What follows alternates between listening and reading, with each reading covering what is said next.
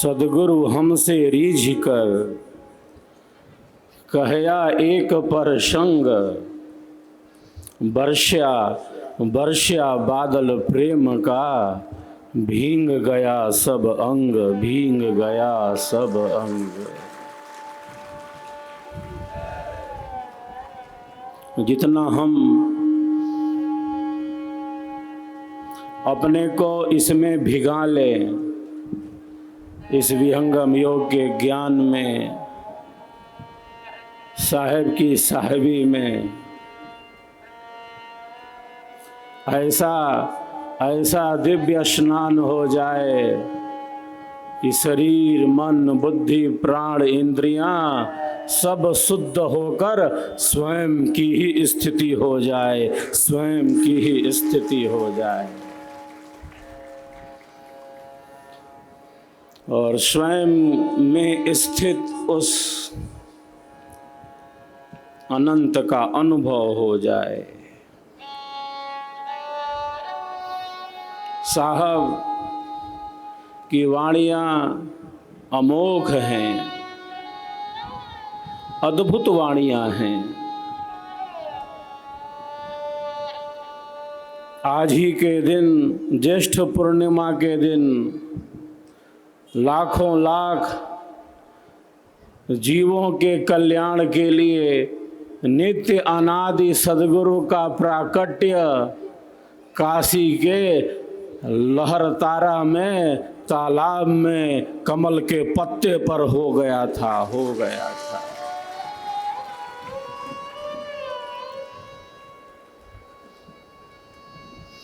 चौदह 1455 साल गए,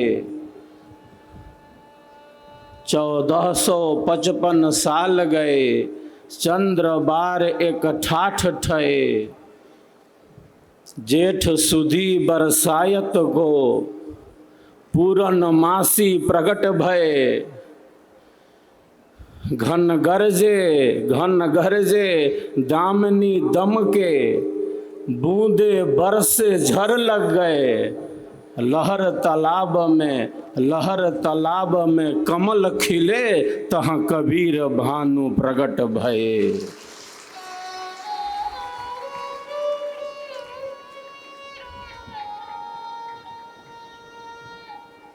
स्वच्छ आकाश से एक दिव्य ज्योति, स्वच्छ आकाश से एक दिव्य ज्योति कमल के पत्ते पर प्रकट हो जाती है।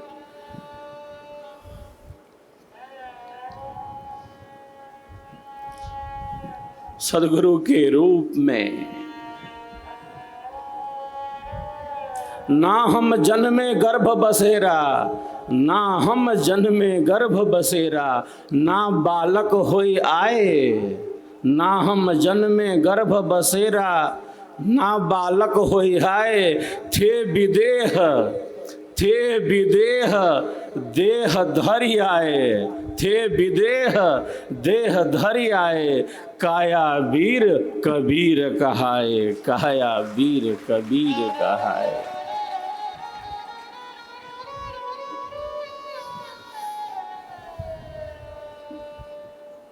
साहेब की वाणियों में अद्भुत शक्ति है। मैं समर्थ का परवाना लेकर आया हूं।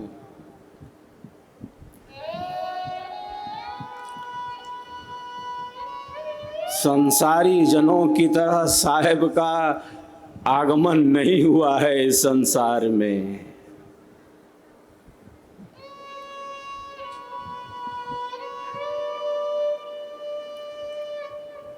सदगुरु सत्ता प्रकट हो जाती है। स्वच्छ आकाश से एक दिव्य ज्योति कमल के पत्ते पर प्रकट होती है।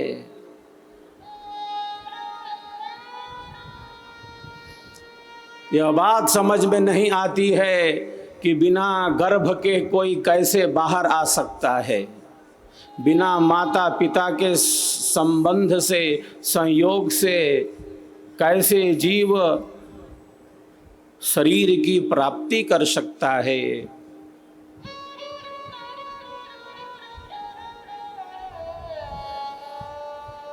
यह बात समझ में नहीं आती। लेखक, विचारक, चिंतक प्राकट्य के स्वरूपों का सामान्य अर्थों में ही वर्णन करते हैं।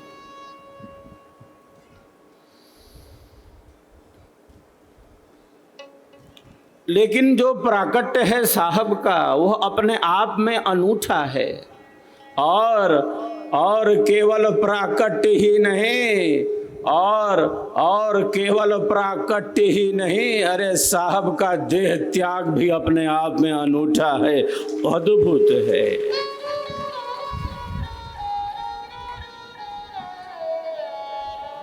इन दोनों में साहब की साहबी है। महापुरुष स्व इच्छा से अपने शरीर का स्वतंत्र निर्माण करते हैं, जिसे महर्षि कपिल ने सांख्य दर्शन में कहा है सांसिद्धिक सृष्टि। 6 प्रकार की सृष्टियां हैं।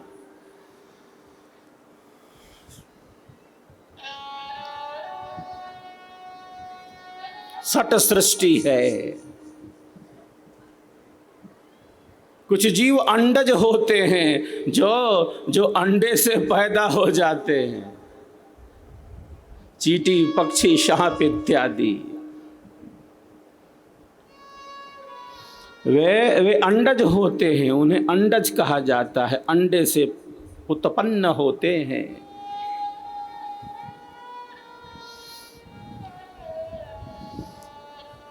कुछ पिंडज हैं, जरायुज। मनुष्य का जो शरीर है वह पिंडज है, जरायुज जिसे कहा गया है। मनुष्य, गौ आदि का जो शरीर है उसको कहते हैं पिंडज या जरायुज। गर्भ जिस झिल्ली से लिपटा रहता है, गर्भ से आवेष्टित जो देह है,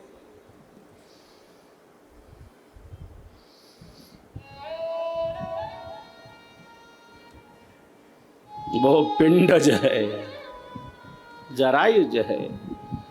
कुछ ऊष्मा से उत्पन्न हो जाते हैं, सीमित गर्मी पाकर उत्पन्न हो जाते हैं अनेक छोटे जीव, जिन्हें हम ऊष्मज कहते हैं। कुछ उद्भिज होते हैं जो भूमि को फाड़ कर उत्पन्न होते हैं, जो भूमि को फाड़ कर उत्पन्न होते हैं, उन्हें हम कहते हैं उद्भिज या स्थावर। ये वृक्ष, लता, औषधियाँ, ये वृक्ष, लताएं, ये औषधियाँ,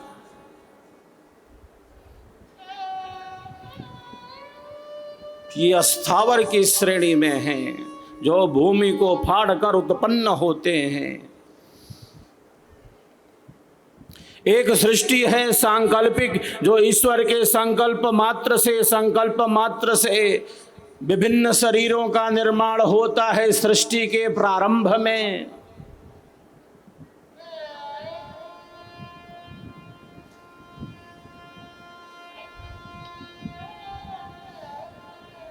और जो षष्ठ प्रकार है, सठ प्रकार है, उसे महर्षि ने कहा है कि वह सांसिद्धिक सृष्टि है, जिसमें योगी जो मुक्त अवस्था में है,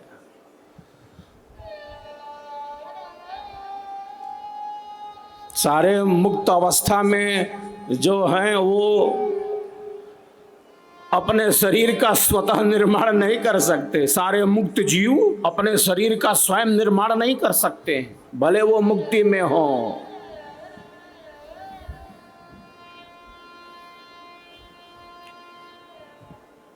भले वो मुक्ति में हो, परम आनंद में हो।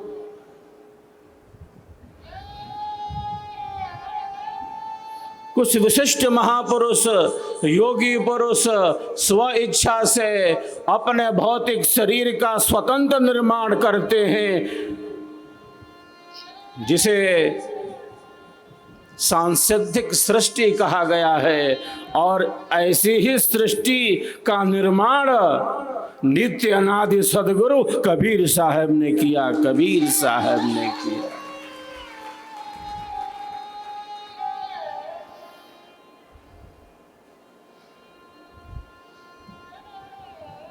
तो बहुत बार जो हम जानते हैं, समझते हैं,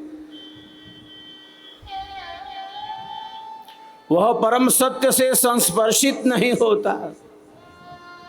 साहिब के प्राकट्य को, साहिब के दिव्य प्राकट्य को, साहिब के दिव्य प्राकट्य को वास्तविक रूप से न समझकर निरर्थक बातों का प्रलाप दिखता है।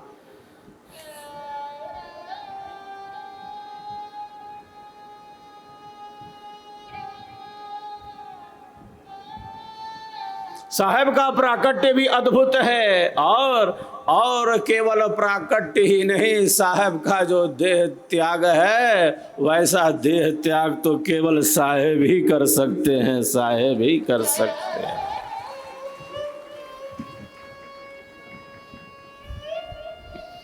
उनके उपदेश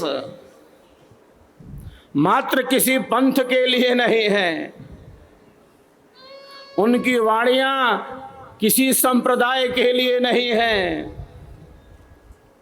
उनकी शिक्षा को किसी पंथ के आचार्य के रूप में हम नहीं देख सकते। साहेब की शिक्षा को मात्र किसी पंथ के आचार्य के रूप में हम नहीं देख सकते, क्योंकि साहेब ने कोई पंथ नहीं चलाया है, साहेब का कोई पंथ नहीं है।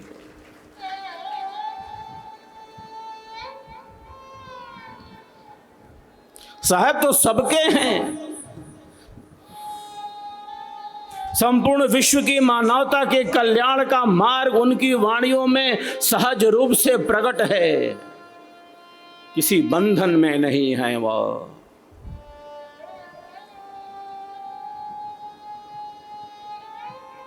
देखते हैं उसी आत्म तत्व को, वो देखते हैं उसी परमात्मा तत्व को। वो अंतर की चेतना को देखते हैं, जाति का, पंथ का, संप्रदाय का, मजहब का, जो संकीर्ण परंपराएं हैं, वे परंपराओं, उन रूढ़ियों को साहब ने झकझोरा है, और जो सत्य है उसको उसी रूप में कहा है। सत्य को कहने का जो सामर्थ्य साहब की वाणियों में है वो सर्वथा दुर्लभ है।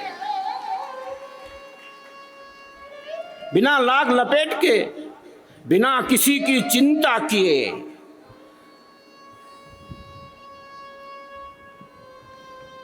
बिना किसी की चिंता किए, बिना किसी की परवाह किए, सत्य को उसी रूप में कहने का जो सामर्थ्य साहेब की वाणियों में है, वह अपने आप में अनूठा है, वह अपने आप में निराला है, वह अपने आप में अनुकरणीय है। शब्द शब्द तरासा हुआ, शब्द शब्द अंधेरे पर चोट करता हुआ, शब्द शब्द अज्ञान का समन करता हुआ, साहेब का हर शब्द अविद्या पर, अज्ञान पर, अंधेरे पर चोट करता है। पोथी पढ़ पढ़ जग मुआ, पोथी पढ़ पढ़ जग मुआ, पंडित भयानक होय, ढाई आखर प्रेम का पढ़े सो पंडित होय। साहब के सामने जो ज्ञान है पुस्तकीय, जो ज्ञान है बौद्धिक, जिस ज्ञान को हम बुद्धि के द्वारा ग्रहण कर सकते हैं, जो ज्ञान हमारी बुद्धि में अट सकता है,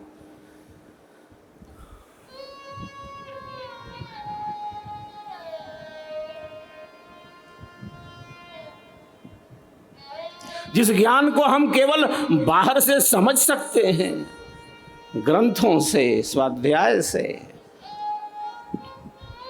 उसकी एक सीमा है और एक सीमा तक उसकी उपयोगिता भी है।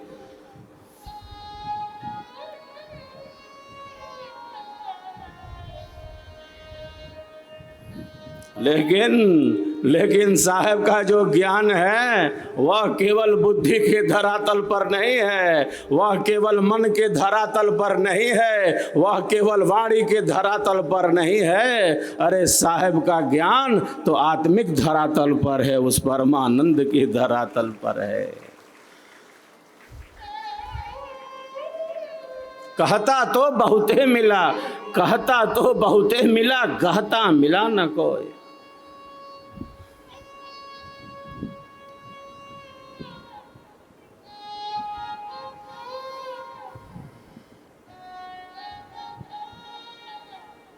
इसीलिए विद्या और ज्ञान की जो उपयोगिता है वह 4 प्रकार से सिद्ध होती है।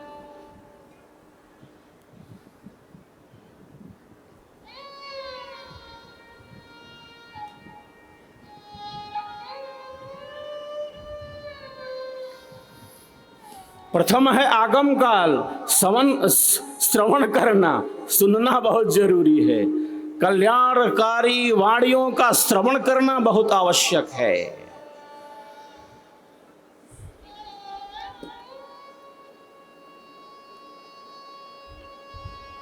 जो हमारे लिए अच्छा है, जो हमारे आत्म कल्याण में उपयोगी है, ऐसी वाणियों का अधिक से अधिक श्रवण होना चाहिए। सत्संग खूब होना चाहिए, सत्संग खूब होना चाहिए।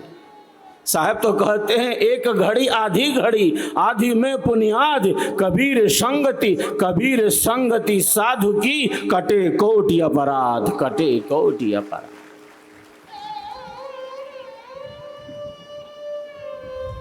संगति अपना असर दिखाती है, संगति अपना असर दिखाती है। सत्संगति हमारे जीवन का आध्यात्मिक निर्माण करती है। जैसा हम सोचते हैं, जैसा हमारा मन मनन करता है और जिस प्रकार की बुद्धि उसका विवेचन करती है, हम वैसे ही हो जाते हैं।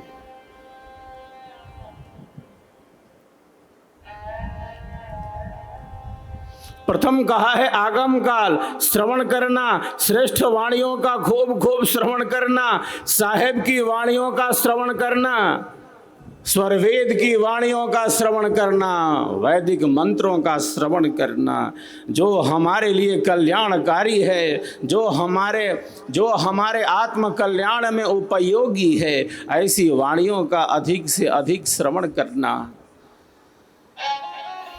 सत्संग खूब होना चाहिए। सत्संग न होने से, कल्याणकारी वाणियों का श्रवण न होने से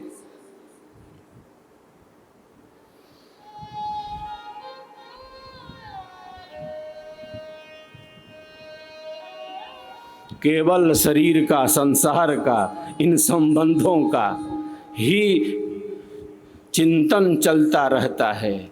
सत्संग न होने से या कम होने से केवल शरीर, संसार, ये भोग, ये पदार्थ, इसी का चिंतन चलता रहता है।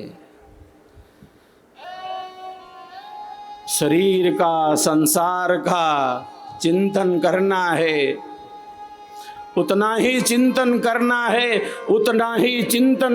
है जितना चिंतन उपयोगी हो, शरीर संसार के लिए जितना आवश्यक हो।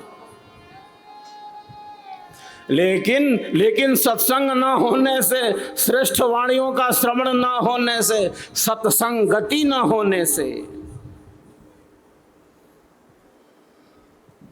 केवल शरीर, संसार, इन भोगों, इन पदार्थों, इन संबंधों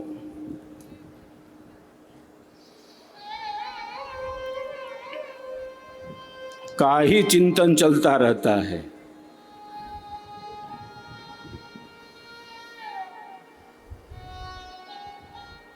भोगों को हमने क्या भोगा, भोगों को हमने क्या भोगा, भोग ही हमको भोग गए। हमने अपने समय का सदुपयोग किया नहीं, अब ये समय ही समाप्त होने को है। अब ये समय ही समाप्त होने को है। जिंदगी जीने में ही जिंदगी बीत न जाए।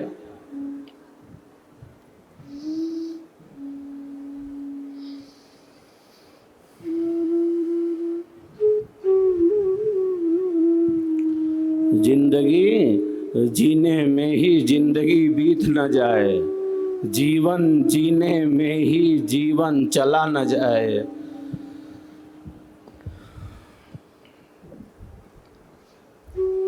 बल्कि ये जीवन है क्या, बल्कि ये जीवन है क्या। कौन हूं मैं,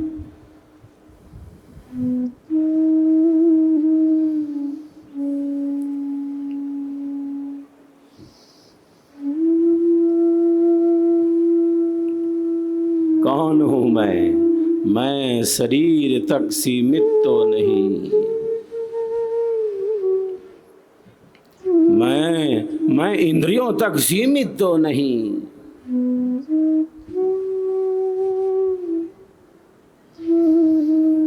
मैं शरीर और संसार तक सीमित तो नहीं।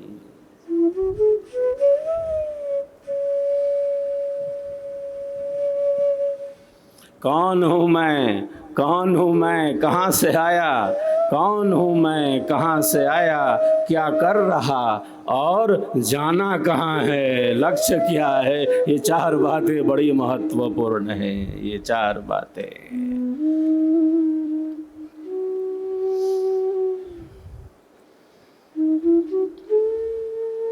तो श्रेष्ठ चिंतन से, शुभ विचारों से, पवित्र विचारों से, कल्याणकारी चिंतन से और विचारों की दृढ़ता से हमारा जीवन अध्यात्म के पथ पर निरंतर गतिमान रहता है। हमारा मन संकल्पों का केंद्र है। साहब कहते हैं, सात समुंदर की लहर, मन की लहर अनेक, लाखों दरवाजे हैं मन के। कोई एक हरिजन उबरा, कोई एक हरिजन उबरा, डूबी नाव अनेक, डूबी नाव अनेक।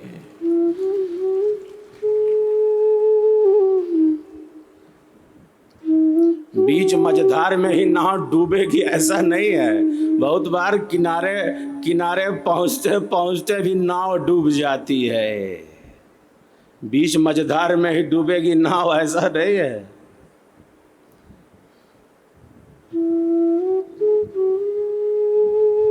किनारे पहुंचते पहुंचते भी नाव डूबने लगती है। हमारा मन, हमारा चित्त इतने संकल्पों से भरा हुआ है। अनादिकाल से अनेकों प्रकार के जो संस्कार हैं वो हमारे चित्त में दबे भरे पड़े हैं। वो सूक्ष्म रूप से स्थित हैं।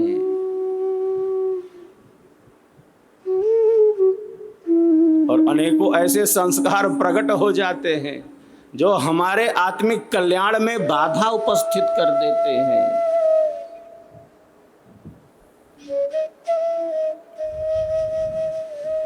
इसीलिए सत्संग अधिक से अधिक हो, महापुरुषों की वाणियों का श्रवण हो, साहेब के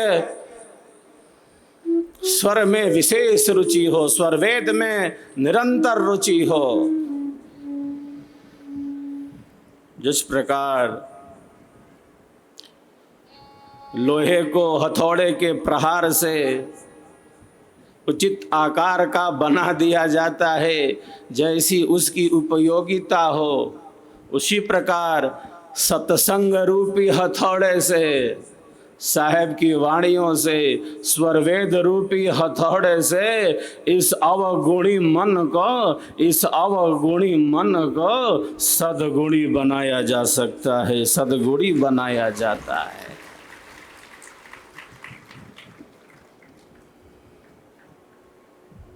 इसे कहा आगम काल। सुनना, गुरु के समीप बैठना, अपनी जिज्ञासाओं का समाधान कर लेना। जिज्ञासा का भाव निरंतर गतिमान रहे। अध्यात्म में प्रश्नोत्तर नहीं है, शिष्य की जिज्ञासा है। और केवल शिष्य की जिज्ञासा ही नहीं है, गुरु उत्तर नहीं देता, गुरु तो उसका समाधान कर देता है, उसका समाधान कर देता है।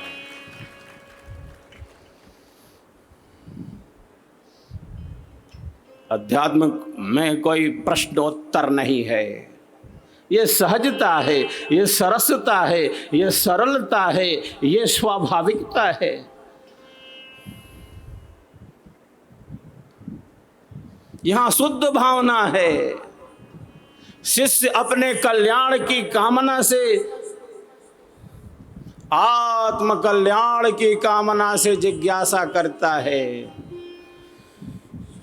चार प्रकार के भक्त हैं, जिज्ञासु है, अर्थार्थी है, ज्ञानी है, आर्त है।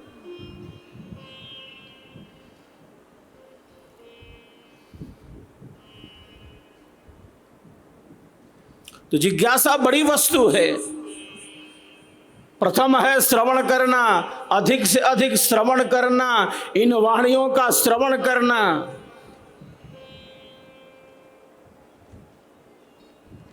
ये जो दो करण हैं, ये आत्म कल्याण में उपयोगी सिद्ध हो सकते हैं तब जब हम श्रेष्ठ वाणियों का निरंतर श्रवण करें। मैं कहता रहता हूं, अगर इन दो कानों से महापुरुषों की वाणियों का श्रवण नहीं किया, साहेब की वाणियों का, स्वरवेद के स्वर का, वैदिक मंत्रों का, आत्म कल्याण की वाणियों का श्रवण नहीं किया, तो ये दो कान जैसे कान न होकर सांप का बिल बन जाए, सांप का बिल बन जाए। कोई आए और उधर से कुछ भर दे इसमें कान में। इसीलिए सत्संगति मात्र आवश्यक नहीं है जीवन के लिए, यह अनिवार्य है।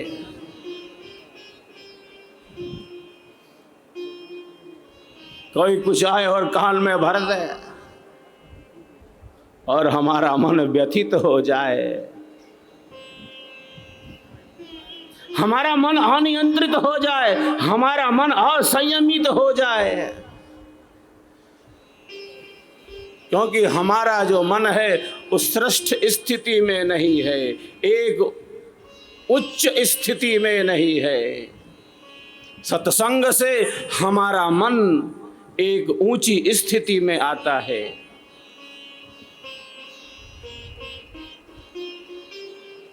और केवल श्रवण ही नहीं किया, विचार किया। श्रवण के बाद है मनन, उस पर विचार किया, जो जो सुना था उसे सत्य स्वीकार किया।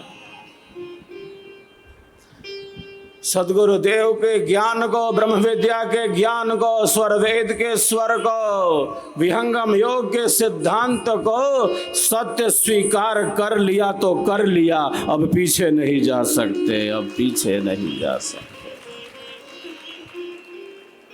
मनन किया, शांत चित्त होकर एकांत में बैठकर विचार किया।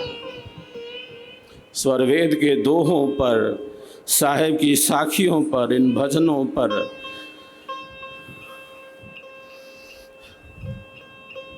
इस आध्यात्मिक ज्ञान में, इस आध्यात्मिक ज्ञान का निरंतर चिंतन किया, मनन किया, इसको सत्य स्वीकार किया। केवल सुनना है और बस सुनना ही नहीं है, सुनना है तो सुन लेते हैं, ऐसा नहीं। जैसे पी जाना हो इसको।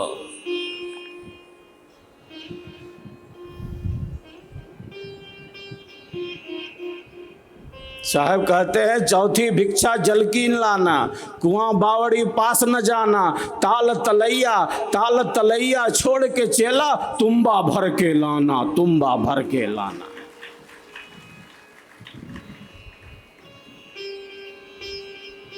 कैसे जल की मांग करते हैं, जल की भिक्षा मांगते हैं।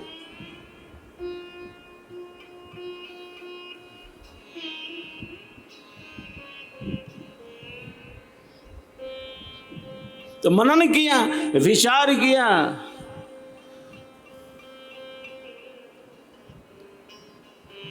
निधिध्यासन किया, दूसरों को इस ज्ञान के बारे में बतलाया, सत्संग भी किया।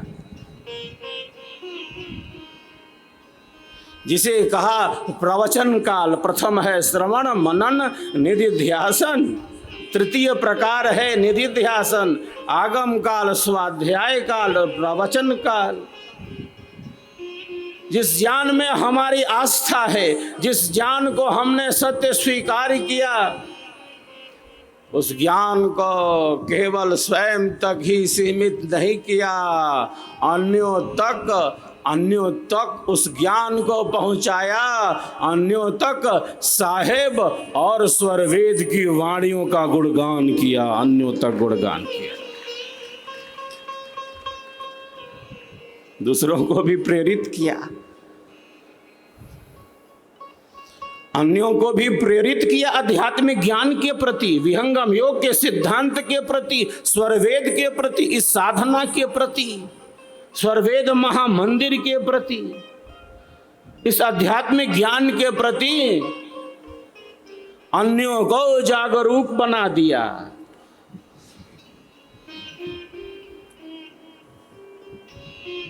हम सेवक हैं, हम जिज्ञासु हैं, हम शिष्य हैं, ये अच्छी बात है। और इससे भी अच्छी बात यह है कि अन्यों को भी अपनी तरह सेवक, जिज्ञासु और शिष्य बना दें, अपनी तरह बना दें। केवल हम स्वयं ही थोड़ी हैं,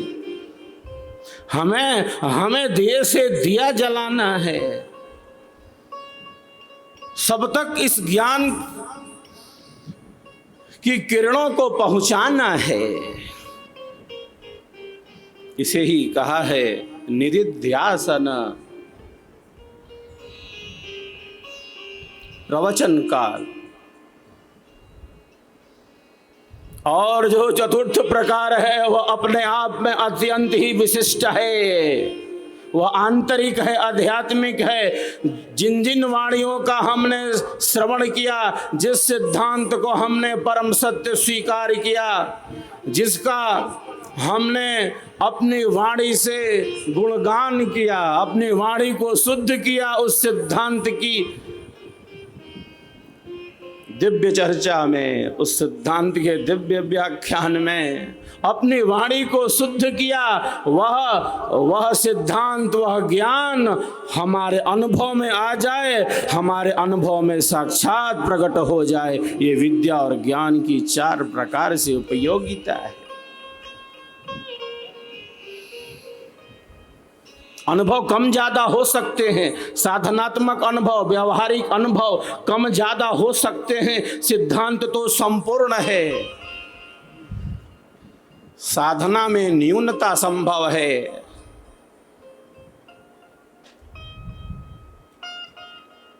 लेकिन साहब ने उसी व्यवहार काल को सर्वश्रेष्ठ बनाने का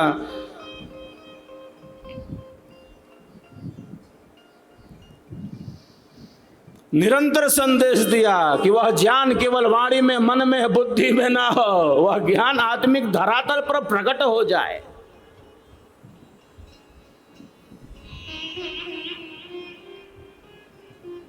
कितनी श्रेष्ठ स्थिति है, कितनी उच्चतम स्थिति है, कितना शुद्ध धरातल है अध्यात्म का यह, जो साहिब के स्वर से सहज ही प्रकट है।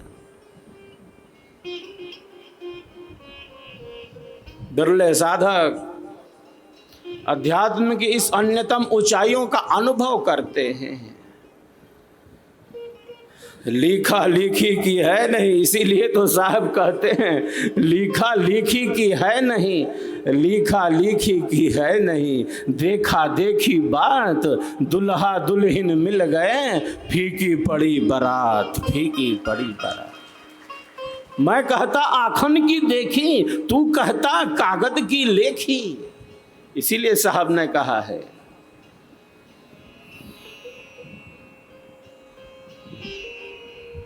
मैं तो आंखों देखी की बात करता हूं, जिसका अनुभव किया है, उस परम सत्य का साक्षात किया है।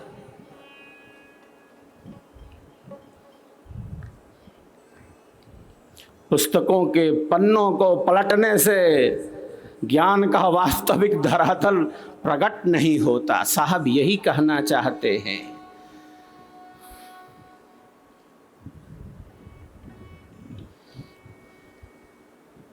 इसीलिए कह दिया पोथी पढ़ी पढ़ी जग मुआ।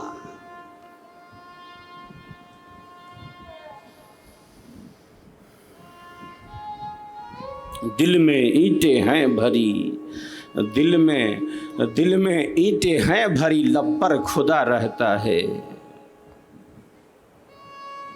बाहर और भीतर की एकता का संदेश दिया।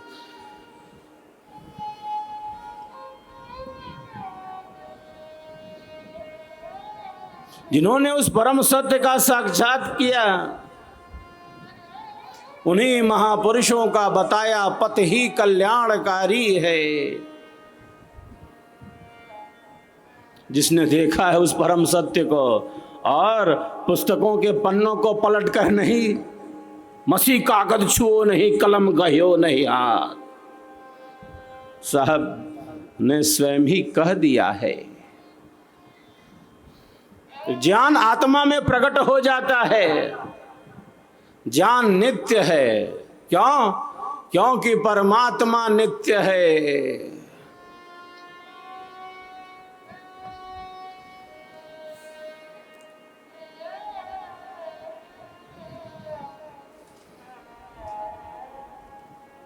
परमात्मा नित्य है, वो सदैव है, निरंतर है, शाश्वत है, सनातन है, सहज है, निरंतर है, प्रलय में भी है।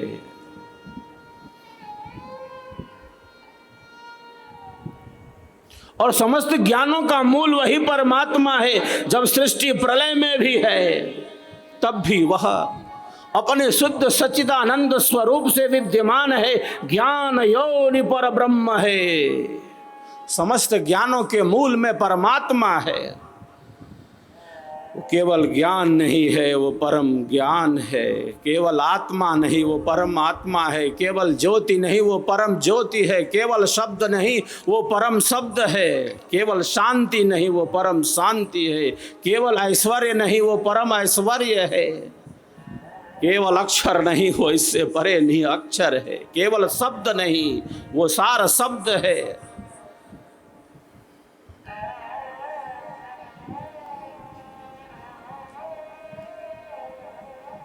साहब कहते हैं चढ़ तरुवर दो पक्षी बैठे, चढ़ तरुवर दो पक्षी बैठे, एक गुरु एक चेला, चेला रहा सो चुन चुन खाया, गुरु निरंतर केला, गुरु निरंतर केला। परमात्मा सदैव है।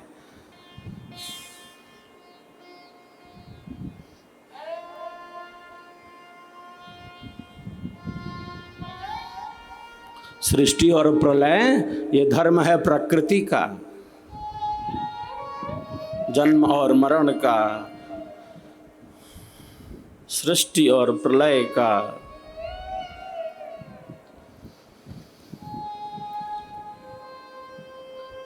यह क्रम अनादिकाल से चला आ रहा है। प्रलय में कैसा अंधेरा है,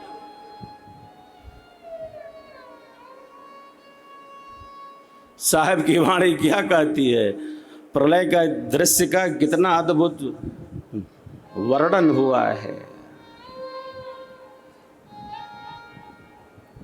वैज्ञानिक बतलाते हैं वायु का वेग बढ़ जाता है प्रलय में और ग्रहमालाएं नष्ट होने लगती हैं। सृष्टि और प्रलय का क्रम चल रहा है। इस वर्तमान सृष्टि के ही 200 करोड़ वर्ष हो गए हैं, 2 अरब 200 करोड़ जो उत्पन्न हुआ है वो अपने कारण में जाता है।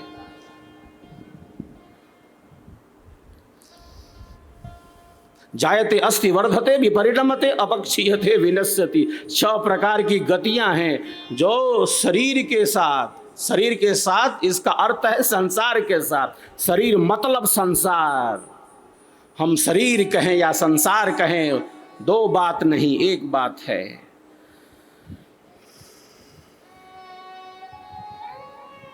शरीर मतलब संसार।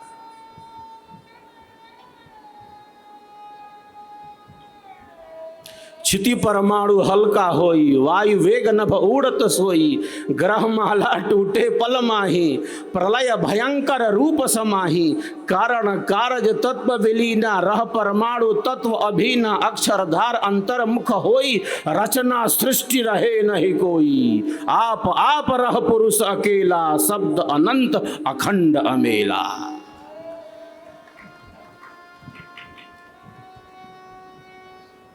वायु का वेग बढ़ जाता है, ग्रहमालाएं नष्ट हो जाती हैं, छिन्न भिन्न हो जाती हैं।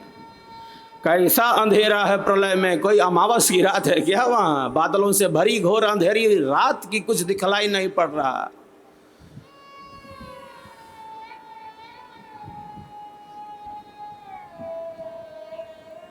अंधेरे से ढका हुआ अंधेरा, तमस से आच्छादित तमस।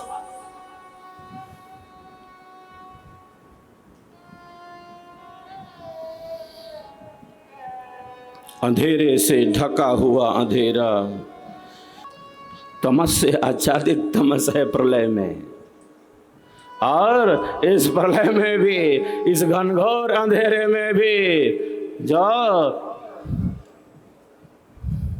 पूर्ण प्रकाश स्वरूप परमात्मा है, जो समस्त ज्ञान की योनि है, जो समस्त ज्ञान विज्ञान के मूल में है, परमात्मा जो परम ज्ञान स्वरूप है, केवल ज्ञान नहीं, वो परम ज्ञान स्वरूप परमात्मा है, वह तो अपने सहज आनंद में सदैव ही स्थित है। सृष्टि जाए तो प्रलय में जाए, वो सहज आनंद में स्थित है।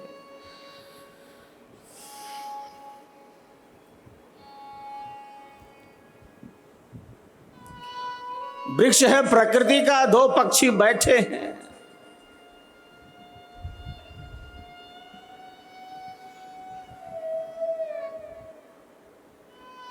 जीवात्मा भोगता है।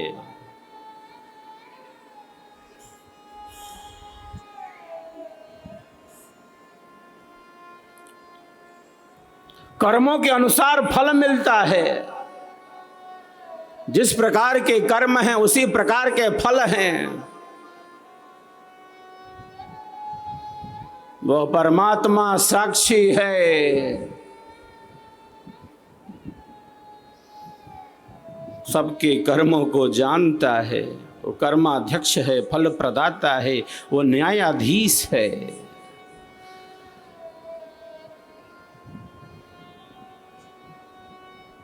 चौथी भिक्षा लकड़ी लाना। कहां से लकड़ी लाना? साहब क्या कहते हैं, वृक्ष के पास न जाना।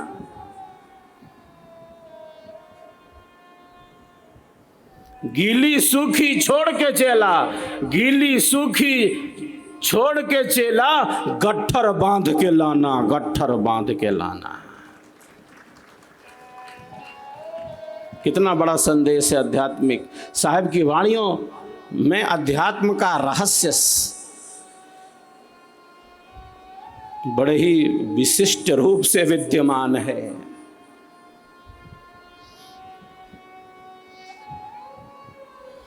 तो अध्यात्म का संदेश है वो साहब की वाणियों में सहज प्रकट है।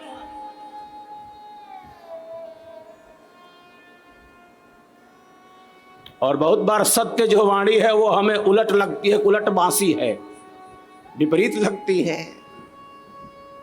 वो सत्य परम सत्य है, लेकिन प्रायः कहा जाता है कि उल्टी बाड़ी है। ये कोई उल्टी नहीं है, उसको वास्तविक रूप से आत्मसात करने की जरूरत है।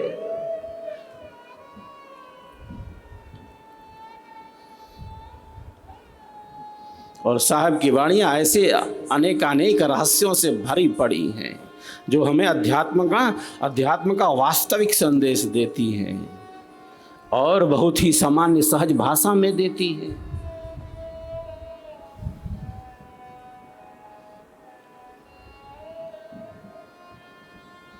संसार के संबंधों को किस प्रकार से साहब ने उस परम तत्व से जोड़ा है, संसार के विभिन्न संबंधों को साहब ने उस परम तत्व से रूपायित कर कर किस प्रकार से चेतना के जागरण का जो दिव्य मार्ग दिखाया है वो अपने आप में अनूठा है। हम चलते हैं अब साहब की वाणियों में। ये वाणियां न गूंजे इस प्राकट्य दिवस पर तो ये बड़ा ही विपरीत होता है। साहेब के दिव्य साहबी का हम सब आनंद लाभ लेते हैं, शांत चित्त होकर साहेब के दिव्य स्वरों का हम सब श्रवण लाभ प्राप्त करते हैं।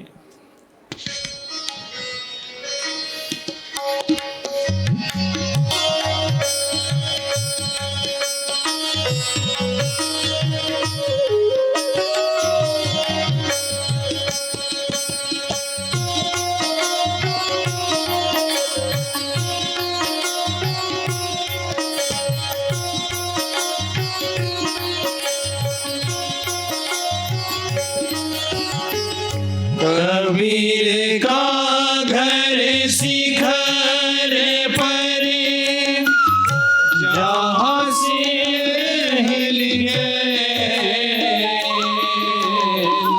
कबीर का घर शिखर पर जहाँ से हिल गए, पावन नदी पीपील का हल कनला देव, पावन तीगे पीपील का हल कनला देव। जय स्वर वेद कथा, जय स्वर वेद कथा, जय स्वर वेद कथा, जय स्वर वेद कथा।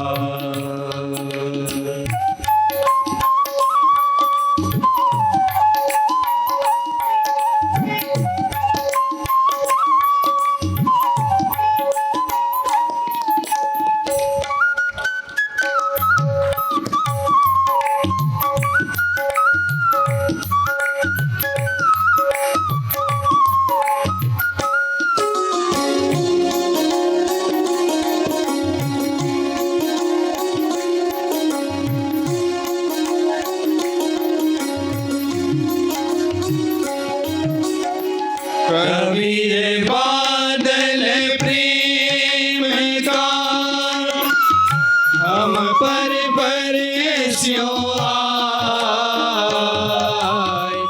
कबीर बादल प्रेम का हम पर बरस्यों आए, अंतर भीजिया हरा भरा बन राय, अंतर बीजिया हरा भया बन राय। जय स्वर वेद कथा, जय स्वर वेद कथा, जय स्वर वेद कथा, जय स्वर वेद कथा, जय स्वर वेद कथा, जय स्वर वेद कथा, जय स्वर वेद कथा, जय स्वर वेद कथा, जय स्वर वेद कथा, जय स्वर वेद कथा, जय स्वर वेद कथा, जय स्वर वेद कथा, जय स्वर वेद कथा, जय स्वर वेद कथा, जय स्वर वेद कथा, जय स्वर वेद कथा।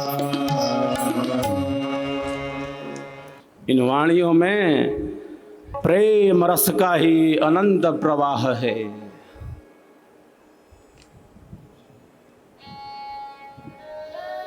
प्रेम का स्थान अहंकार न ले ले,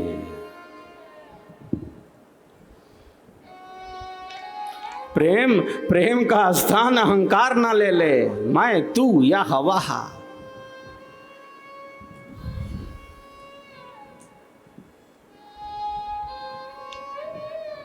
प्रेम आत्मा की सुगंध है। स्वरवेद की वाणी कहती है प्रथम भूमिका प्रेम है। भक्ति नहीं बिनु प्रेम, भक्ति बिना कस मुक्ति है। नर जीवन मणि प्रेम, नर जीवन मणि प्रेम।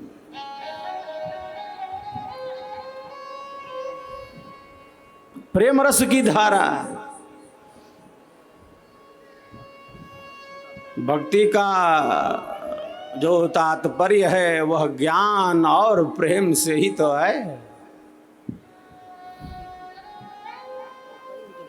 सेवा भावना से ही तो है, सहजता से ही तो है।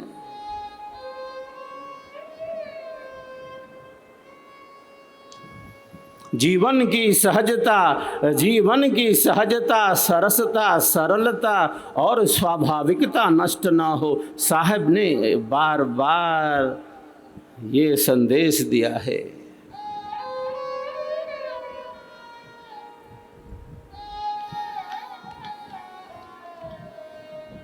समुद्र के ऊपरी तट पर कैसे तरंगे तरंगित हो रही हैं।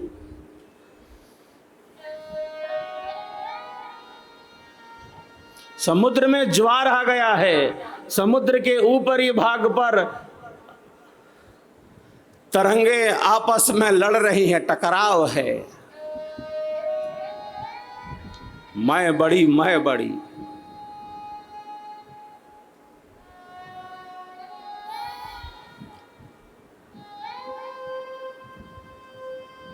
एक है वास्तविक अहम, मैं हूं। कौन मैं? जो मैं नित्य हूँ, सहज हूँ, सनातन हूँ, सहज हूँ, निरंतर हूँ। और एक है अवास्तविक अहम, एक है वास्तविक अहम और एक है अवास्तविक अहम जो मिटने वाला है, जो विनाशी है, जो अस्थिर है, जो भौतिक है।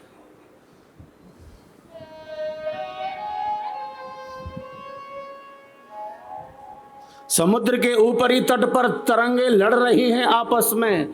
तरंगों के लड़ने से अशांति है, चित्र विचित्र दृश्य उपस्थित हो गए हैं। मन में कितना ज्वार है विचारों का, कितना उतार चढ़ाव है विचारों में। हजारों हजार विचार प्रतिदिन।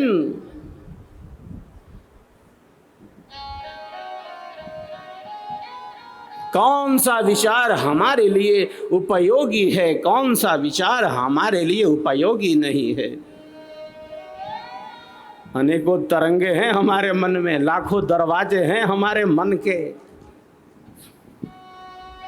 इतना प्रवाह है हमारे मन का।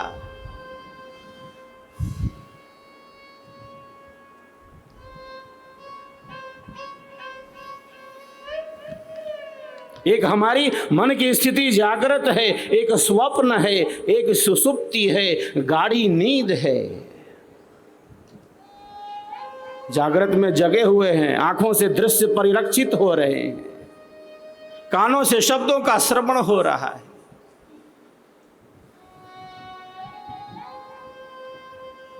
मन बाहर भागा जा रहा है, बहा जा रहा है, हजारों हजार विचार।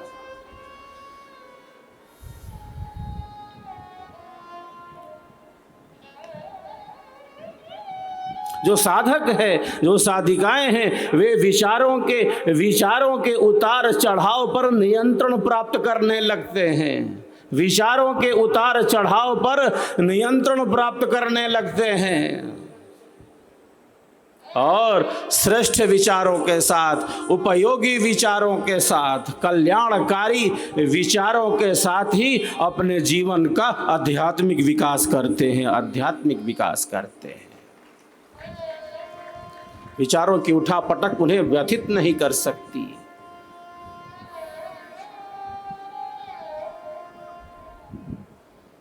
जो अपने विचारों को देखता है, जो अपने विचारों का अध्ययन करता है,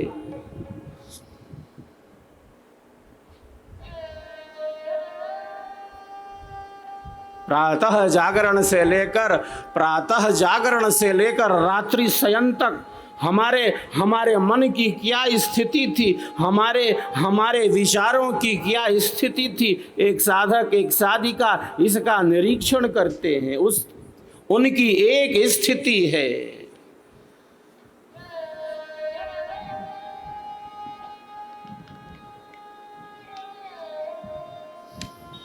हमारा मन जिस स्थिति में है, हमारी बुद्धि जिस स्थिति में है, उससे हमें आगे ही बढ़ना है, आगे ही जाना है, आगे ही जाना है और शुद्धि और पवित्रता के पथ पर जाना है।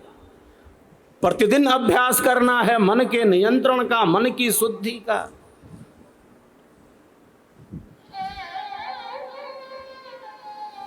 समुद्र के ऊपरी तट पर तरंगों में टकराव है,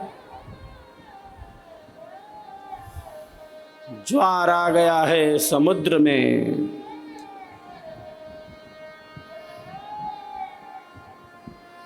ये तरंगे पास खड़े पर्वत से जा टकराकर वापस लौट आती हैं। पर्वत खड़ा है,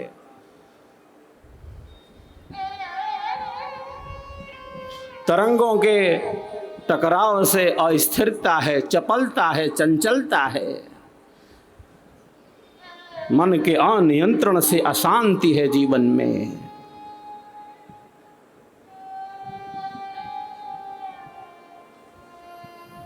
जिस समुद्र के ऊपरी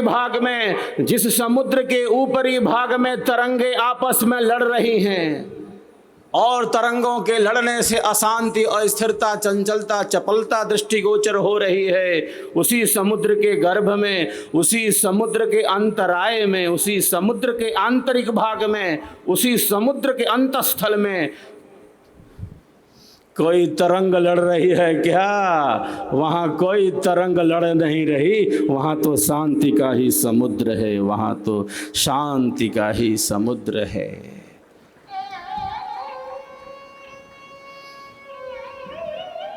वहाँ गंभीरता है, वहाँ नीरवता है, शब्दता है, सहजता है, सरसता है, सरलता है, स्वाभाविकता है।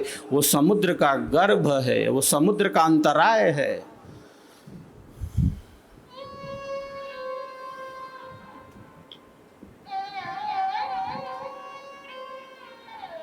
वह शांति का समुद्र कहीं बाहर नहीं, वह शांति का समुद्र तो हम सब के भीतर ही स्थित है, हम सब के भीतर ही स्थित है।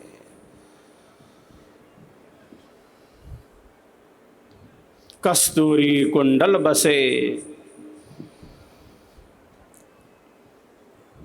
मृग ढूंढे वन माही, ऐसे घट घट नाम है, दुनिया जानत नाही, दुनिया जानत नाही।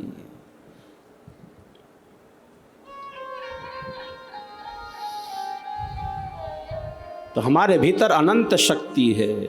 जो हमारे हीन विचार हैं, जो हमारे निरर्थक विचार हैं, जो हमारे अयोगी विचार हैं, वही हमारे आत्म कल्याण में बाधा उपस्थित करते हैं। हमारे दुख का कारण हमारा ज्ञान है, हमारे दुखों का कारण हमारा निरर्थक विचार है, हमारे दुखों का कारण हमारे हीन विचार हैं, हमारे दुखों के कारण हमारी अज्ञानता ही तो है। दुख कारण अज्ञान है।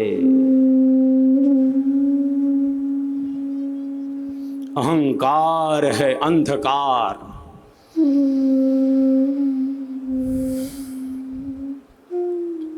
दुखों का कारण अज्ञान है, अंधकार है, अहंकार है।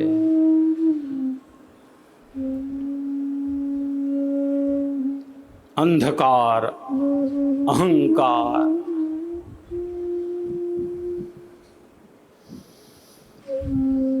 वस्तु का वास्तविक प्रत्यक्ष मात्र आवश्यक नहीं बल्कि अनिवार्य है। प्रेम का स्थान किसने ले लिया?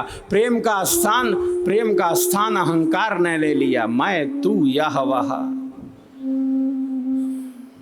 और जहां अहंकार है वहां केवल अहंकार ही नहीं, वहां ईर्ष्या है, वहां द्वेष है,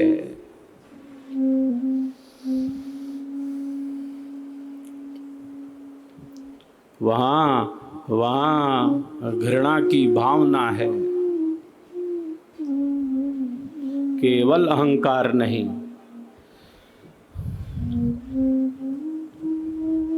केवल अहंकार नहीं, वहां ईर्ष्या है, वहां द्वेष है, वहां घृणा है। जैसे अंधकार है तो केवल अंधकार है क्या? अरे वहां भय है, वहां भ्रांतियां हैं, वहां संशय है। केवल अंधेरा है क्या?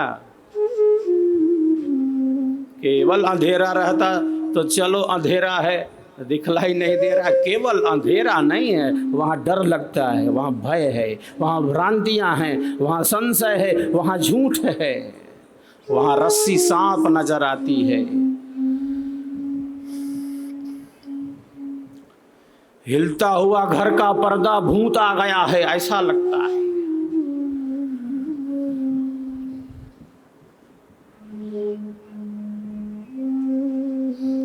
अहंकार है तो केवल अहंकार नहीं है, वहां ईर्ष्या है, घृणा है, कलह है, अशांति है। जिस प्रकार अंधेरा है तो केवल अंधेरा नहीं है, वहाँ भय है, वहाँ भ्रांतियाँ हैं, वहाँ संशय है, वहाँ झूठ है, वहाँ असत्य है, वहाँ विपर्य है।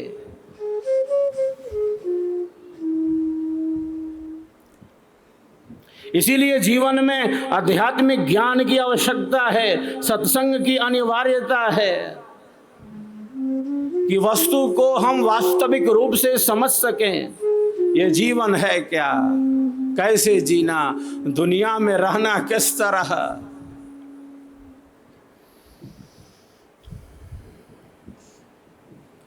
दुनिया में हूँ, दुनिया का तलबगार नहीं हूँ, बाजार से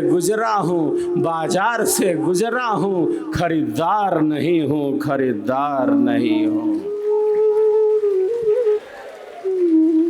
कैसे जीना? त्याग पूर्वक बभो, तेन त्यक्तेन भुंजीथः।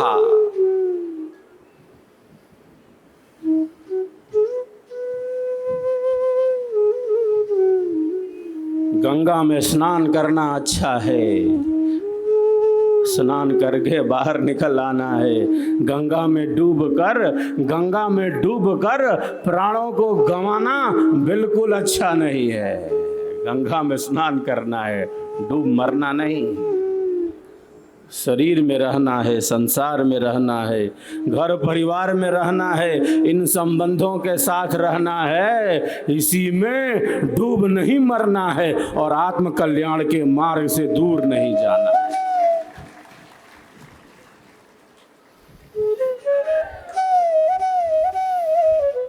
डूब नहीं जाना है, इसमें डूबना है विहंगम योग के ज्ञान में।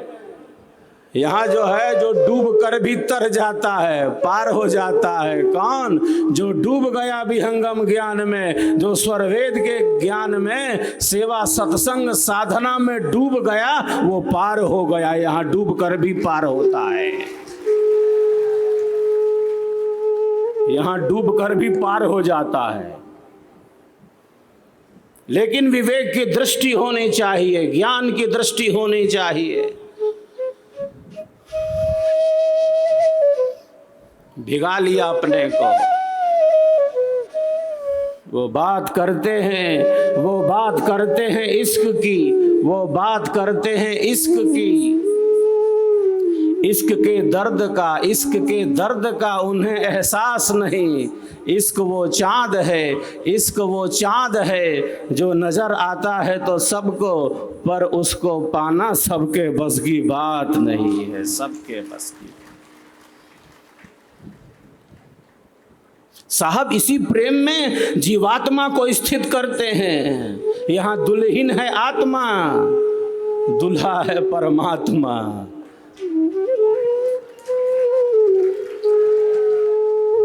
यहाँ आत्मा दुल्हन है, वो पिया से मिलना चाहती है, दुल्हा परमात्मा है।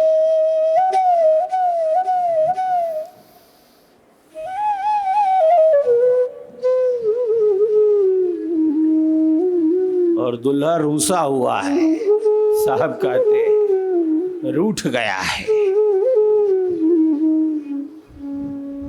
दुल्हन चाहे पिया से मिलनवा हो रामा,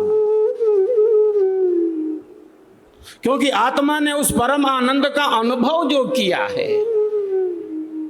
साहब की वाणी कहती है, हंसा हंसा हंसा तू तो सबल था, तू तो सबल था, हल्की अपनी चाल, रंग कुरंगे रंगिया और किया लगवार। तू तो आनंद में ही था, परमात्मा में ही था। आनंदो ब्रह्मे दिव्यजानात रसो वैसहा, तो उसी प्रेम में था। परमात्मा परम प्रेममय है, परमात्मा परम शांतिमय है, परमात्मा परम सत्य स्वरूप है। तू सबल था।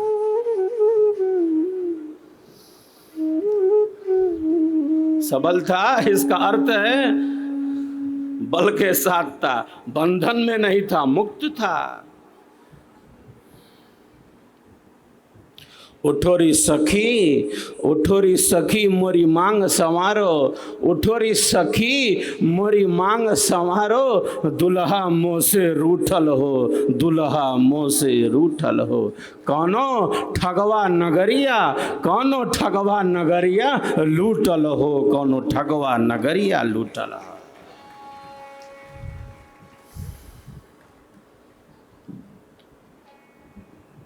साहब यहां मन को ठग कहते हैं। साहब कहते हैं ठग है, ठग लिया है।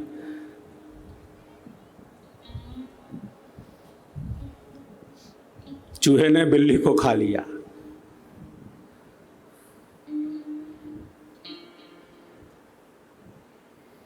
इसके माध्यम से साहब एक दिव्य आध्यात्मिक संदेश दे रहे हैं।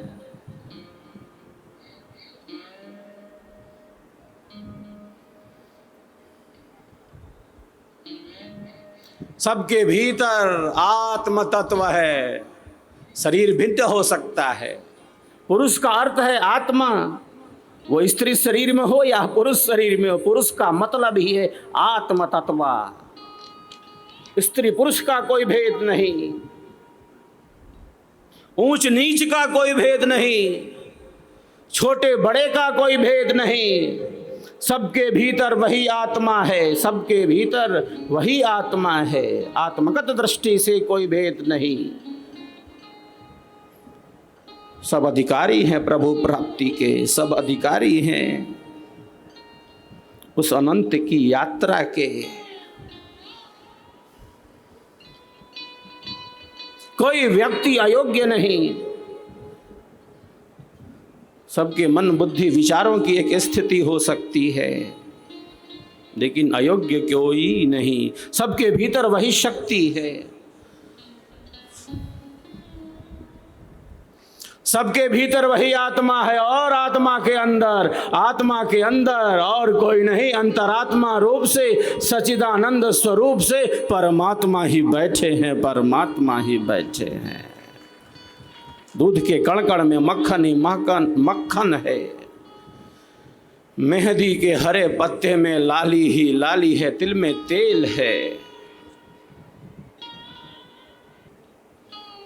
यूं ही नहीं निकलता मक्खन, दूध के कण कण में मक्खन तो है, पर यूं ही नहीं निकलता।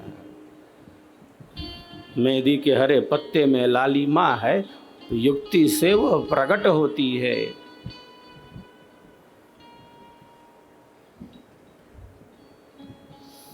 हमारे भीतर अनंत शक्ति है, लेकिन मन का अनियंत्रण, मन का असंयम, हमारे हीन विचार, हमारा ज्ञान सबसे बड़ा शत्रु है।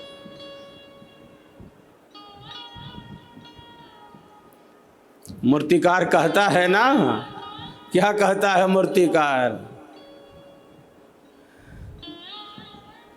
वह तो पत्थर तोड़े जा रहा था, एक व्यक्ति कैसे मूर्ति बनती है ये देखना चाहता है। वो पहुंच जाता है मूर्तिकार के पास, वो देखता है कि मूर्तिकार मूर्ति तो बना नहीं रहा, ये बस पत्थर तोड़े जा रहा है। भैया आप मूर्ति कब बनाओगे?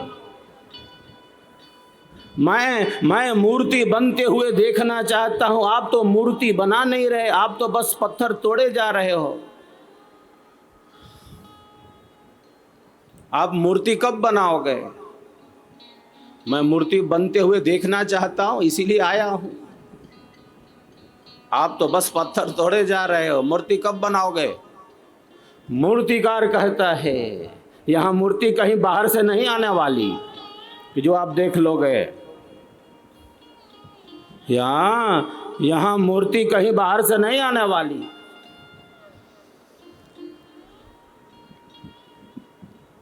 मैं तो बस उन्हीं बेकार के पत्थरों को काटता जा रहा हूं, छांटता जा रहा हूं, हटाता जा रहा हूं जो मूर्ति बनने में बाधक हैं। उन पत्थरों के हटते ही मूर्ति इसी में से प्रकट हो जाएगी। मूर्ति इसी में से प्रकट, बाहर से थोड़ी आएगी कि देख लोगे।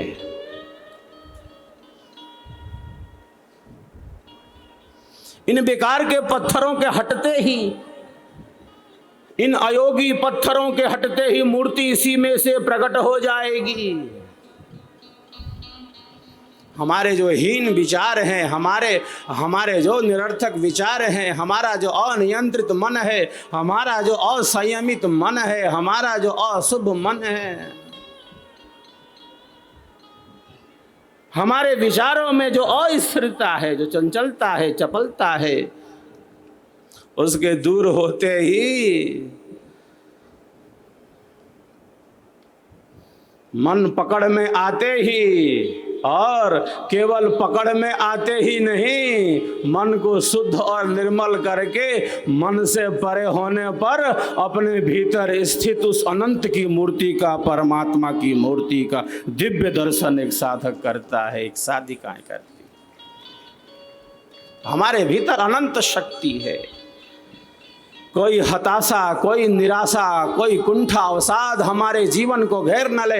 बहुत बार जीवन की अनेकों घटनाएं हमें व्यथित करती हैं।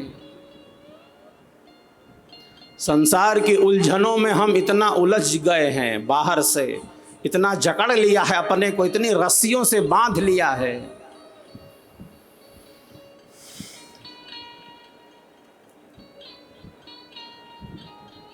साहब कहते हैं यह संसार झाड़ और झांकड़, उलझ मर जाना है। ऐसा घना जंगल है ये।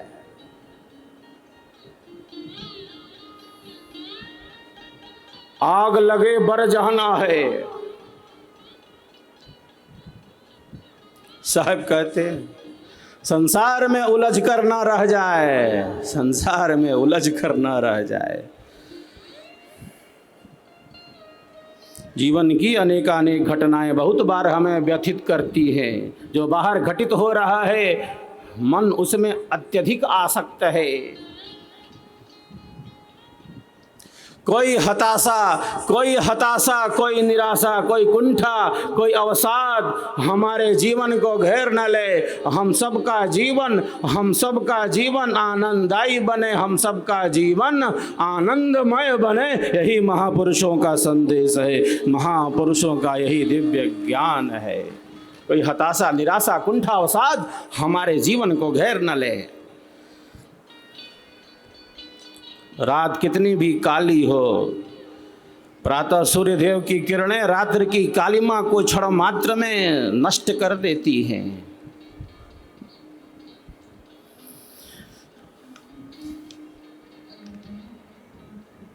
अंधेरे का कोई अस्तित्व नहीं, वस्तुतः अंधेरे का कोई अस्तित्व नहीं। अंधेरा का मतलब क्या है? प्रकाश का अभाव है। अंधेरे का स्वयं में कोई अस्तित्व नहीं, प्रकाश का अभाव ही अंधेरा है। अपने जीवन को इसी प्रकाश के पथ पर एक साधक, एक साधिका निरंतर गतिमान रखते हैं। कोई हताश ना हो, मैं ऐसा हूं, मैं वैसा हूं। कोई हीन विचार ना हो, कोई नकारात्मकता ना हो, कोई अयोग्यता का अनुभव ना हो।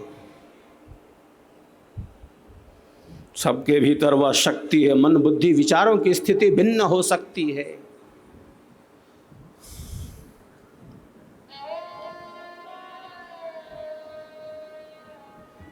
जैसे सूर्य देव की किरणें पृथ्वी के अशुद्ध जल को क्षण मात्र में शुद्ध बना देती हैं, अपने जैसा बना देती है। वो किरण कभी अशुद्ध नहीं होती, वो अपने जैसा बना लेती है।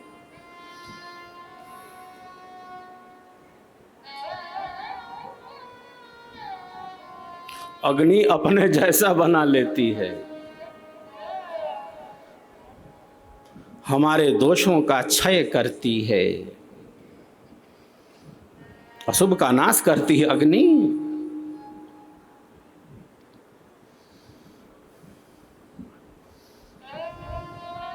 अग्नि का कार्य है दोषों का परिमार्जन करना।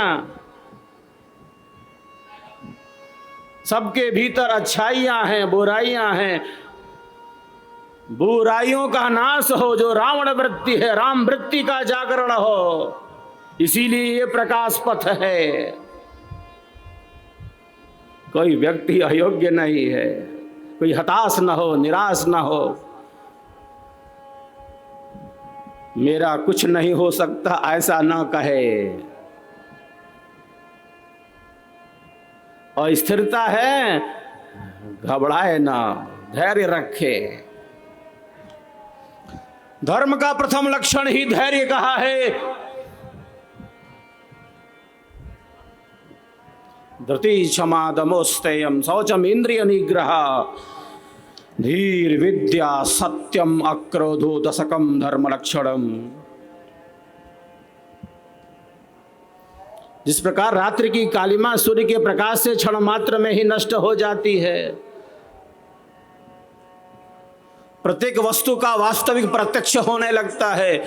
शिष्य और शिष्याओं के मन में कैसा भी अंधेरा हो, कैसा भी अज्ञान हो, जो सद्गुरु देव के ज्ञान की किरणें हैं, जो स्वर वेद का प्रकाश है, विहंगम योग का ज्ञान है, उनके अंधेरे को क्षण मात्र में दूर करने का सामर्थ्य रखता है। विश्वास करके तो देखे, इस मार्ग पर चलकर तो देखे।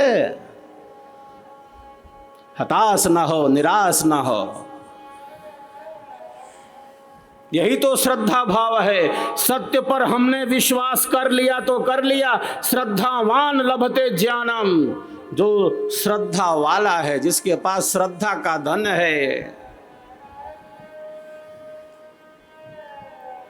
श्रद्धा का अर्थ है सत्य पर विश्वास। सत्य पर विश्वास कर लिया तो कर लिया, अपना बना लिया तो बना लिया, वरेण्यम वर्ण कर लिया तो कर लिया। अब पीछे नहीं लौट सकते। आगे नहीं बढ़ पा रहे हैं तो वहां खड़े हैं, अब बढ़ेंगे तो आगे ही बढ़ेंगे, पीछे नहीं लौट सकते। यही संकल्प है एक साधक का।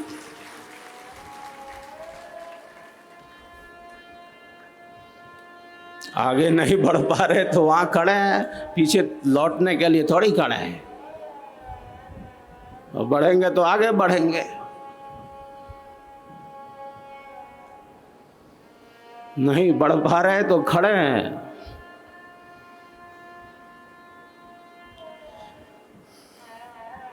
जैसा मन है, जैसी बुद्धि है, उससे उत्कृष्ट स्थिति में पहुंचेंगे। प्रकाश के पथ पे ही आगे बढ़ेंगे। निरंतर यही संकल्प है एक साधक का, एक साधिका का। आत्म कल्याण के मार्ग से कभी दूर नहीं हो सकते। संसार में आए हैं, सुख है, संसार में दुख है। ऋषि कहते हैं कि संसार के सुख में भी दुख मिला हुआ है। यहाँ का सुख जैसे ओस की बूंद हो, क्षणिक विनाशी, मिटने वाला। संसार के विषय दुख रूप हैं, और दुख रूप हैं तो हैं।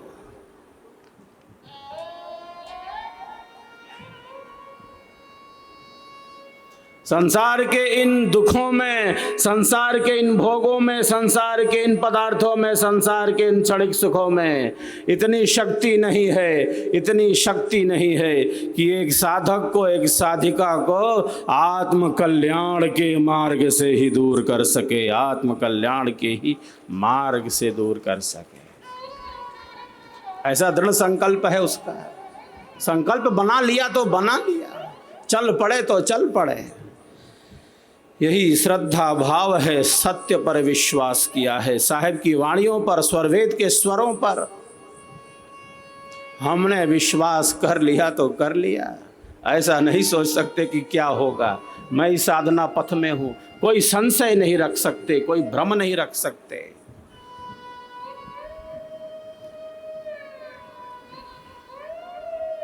तो विचारों की एक दृढ़ स्थिति साधक और साधिका के पास है। तन्मय होकर साहिब के एक दिव्य भेदिक भजन का हम सब आनंद लाभ लेते हैं। साहिब की साहिबी में अनंत आनंद है, साहिब के स्वरों में अद्भुत शक्ति है। एक बार सभी एक दूसरे के उत्साहवर्धन में तालियों की गड़गड़ाहट कर। हम सबका संकल्प महान, हम सबका संकल्प महान।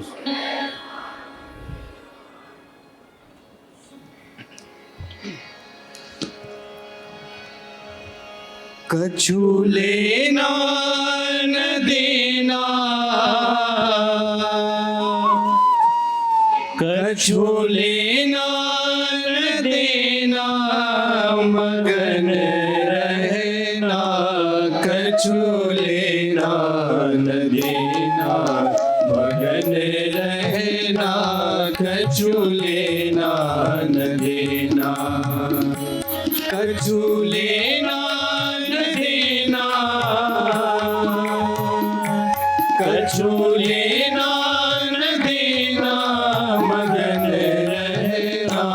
कछु लेना न देना, मगन रहना। कछु लेना न देना।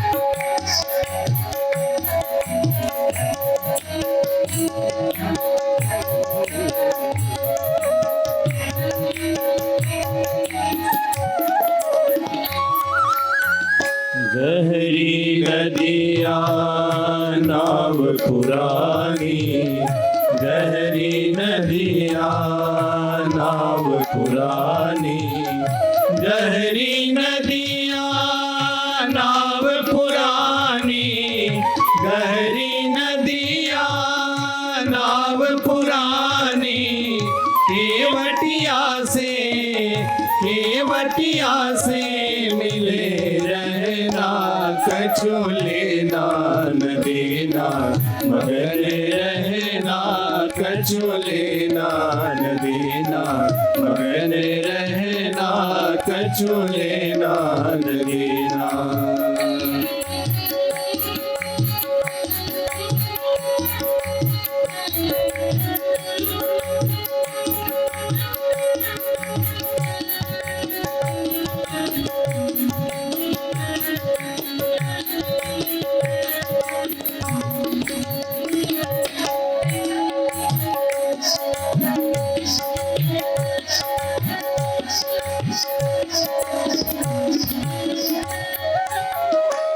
पांच तत्व का बना पिंजरा, पांच तत्व का बना पिंजरा, पांच तत्व का बना पिंजरा, पांच तत्व का बना पिंजरा।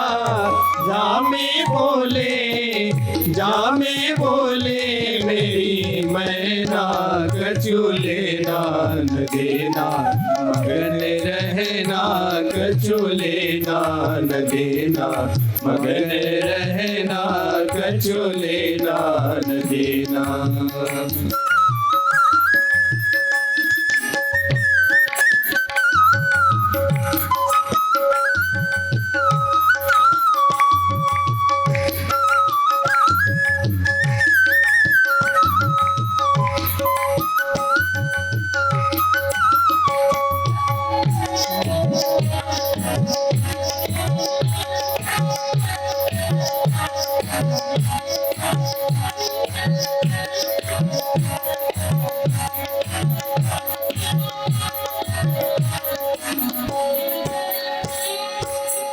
तेरा पिया तेरे तन में बसा है, तेरा पिया तेरे तन में बसा है, तेरा पिया तेरे तन में बसा है, तेरा पिया तेरे तन में बसा है।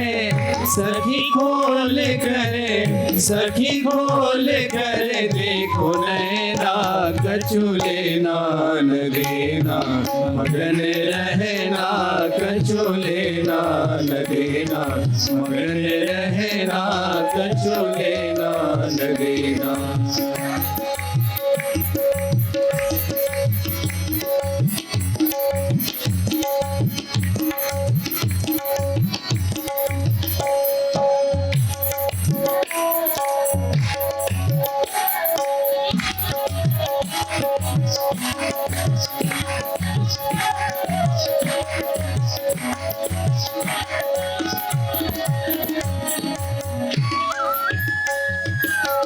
कहत कबीर सुनो भाई साधो, कहत कबीर सुनो भाई साधो, कहत कबीर सुनो भाई साधो, कहत कबीर सुनो भाई साधो।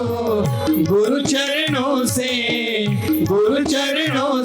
लिपट रहना, कछु लेना न देना मगन रहना, कछु लेना न देना मगन रहना, कछु लेना न देना, कछु लेना न देना, कछु लेना न देना मगन रहना, कछु लेना न देना मगन रहना, कछु लेना न देना मगन रहना, कछु लेना न देना मगन रहना, कछु लेना न देना मगन रहना, कछु लेना न देना मगन रहना।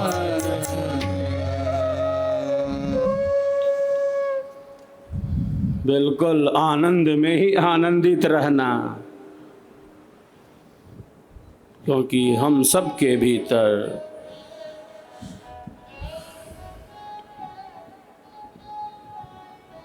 आत्मा के अंदर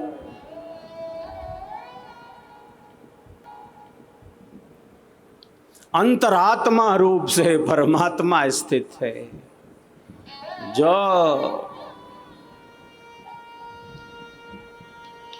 हमारे कर्मों का साक्षी है, जो फल प्रदाता है, जो न्यायाधीश है।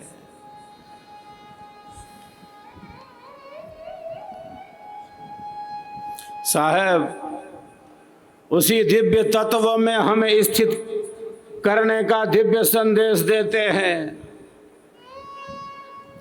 धराधाम पर अवतरण, स्व इच्छा से अपने शरीर का स्वतंत्र निर्माण करना,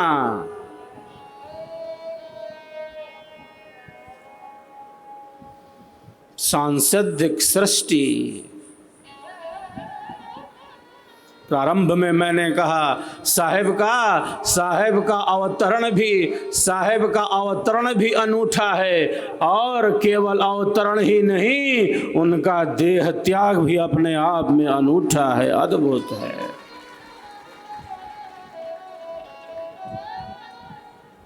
बहुत से व्यक्ति साहब को समझते हैं समाज सुधारक, ये कहते हैं उनकी वाणियों से समाज के लिए अनेकों अच्छी शिक्षाएं हैं, समाज में सुधार हो सकता है, किया जा सकता है, विचारों में परिवर्तन किया जा सकता है।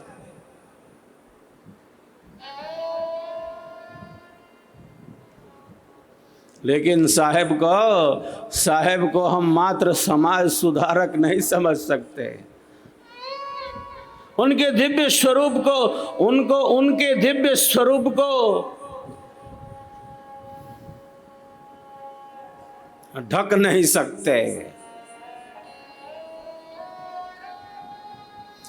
साहेब तो जीवों के कल्याण के लिए ही आते हैं। साहेब तो जीवों को उनको परम धाम में पहुंचाने के लिए ही इस धराधाम पर प्रकट होते हैं, जीव अपने लक्ष्य की सिद्धि कर ले।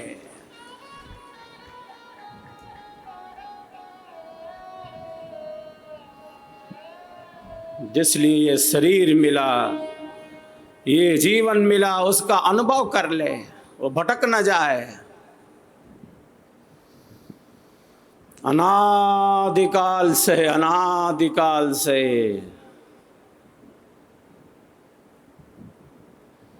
मन के बहकावे में अनंत जन्म और जीवनों से बहे जा रहे हैं।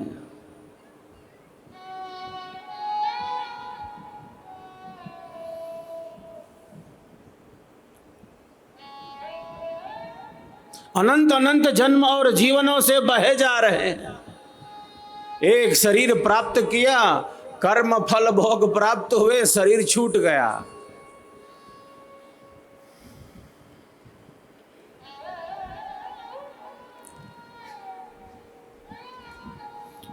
मिला था इसीलिए छूट गया। हमारा रहता तो हम लेकर चले जाते। ये शरीर अगर हमारा रहता तो हम इसको लेकर चले जाते। इतनी आसक्ति है हम, इतना मोह है, प्राणों के प्रति इतनी गहन आसक्ति है हमें।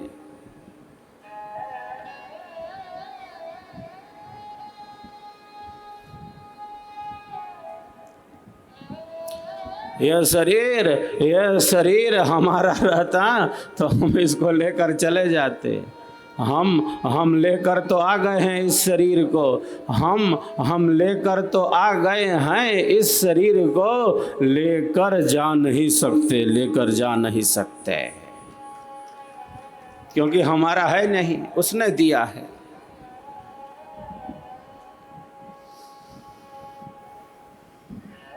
उसने दिया है।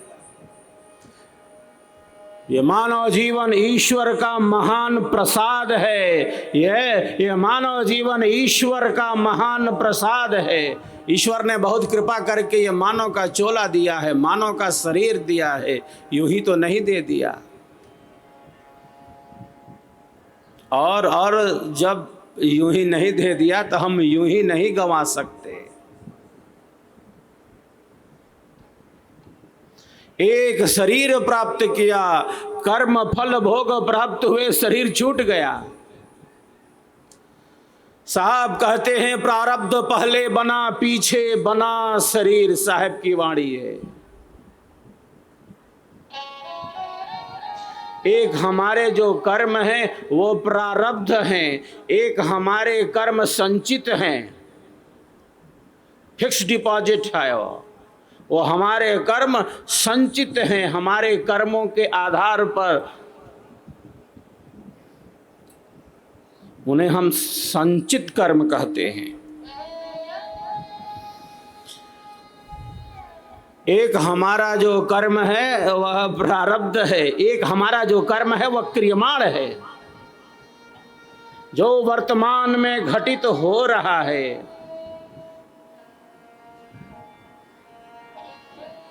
साहब कहते हैं प्रारब्ध पहले बना पीछे बना शरीर।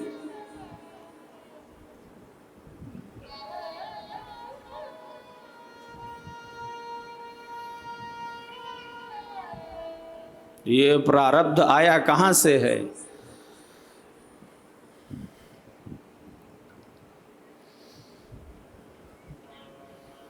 ये प्रारब्ध आया है हमारे ही संचित कर्मों में से, हमारे ही संचित कर्मों में से ये प्रारब्ध आया है। वो हमारे ही कर्म है जो अनंत अनंत जन्म और जीवनों से संचित हैं। ईश्वर जिसका साक्षी है, अनंत अनंत जन्म और जीवनों से हम नाना प्रकार के कर्मों को ही तो करते आ रहे हैं। कर्म से ही आवागमन है, बंधन है।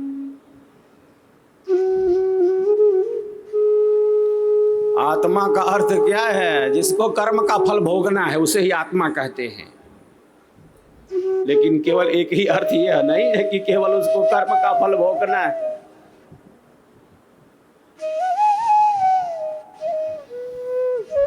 अतत निरंतरम कर्म फलानि प्राप्नोति वा स आत्मा। जो निरंतर अपने कर्म फलों को प्राप्त करने की इच्छा से पूर्ण है, वह आत्मा है।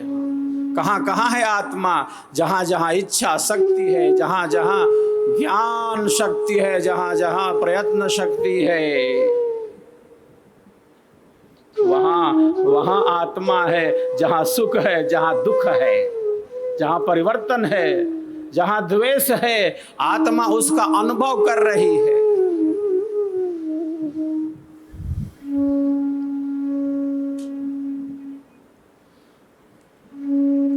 इच्छा द्वेष प्रयत्न सुख दुख ज्ञानान आत्मनौलिंगम।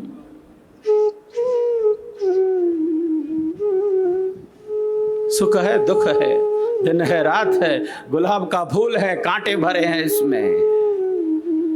ये जेठ की दोपहरी है, ये सावन की रिमझिम फुहार है, ये शरीर है, संसार है, बदलने वाला है, परिवर्तनशील है।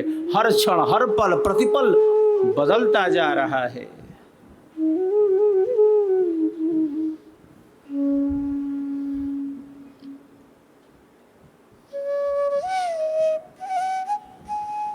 जो अपने कर्म फलों को प्राप्त करने की इच्छा से पूर्ण है, उसे कर्म का फल प्राप्त होगा। अवश्यमेव भोक्तव्यम कृतम कर्म शुभाशुभम। जिस प्रकार के कर्म हैं उसी प्रकार का फल है।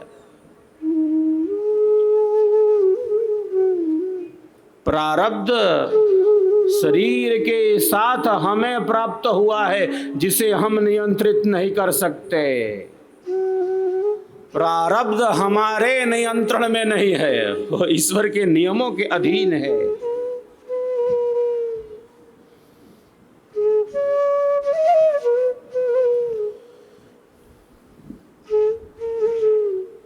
जितना शरीर से प्राप्त होना है वो प्राप्त होगा। हमारे जीवन की अधिकांश घटनाओं में हमारा जो पूर्व का कर्म है, जो प्रारब्ध के रूप में प्राप्त है, उसका बहुत बड़ा स्थान है। हम अपना अंतःकरण लेकर आए हैं, मन बुद्धि चित्त की एक स्थिति के साथ आए हैं, अपने प्रारब्ध के साथ आए हैं। और यह प्रारब्ध हमारे कर्मों में से ही निर्मित हुआ है, संचित कर्मों में से।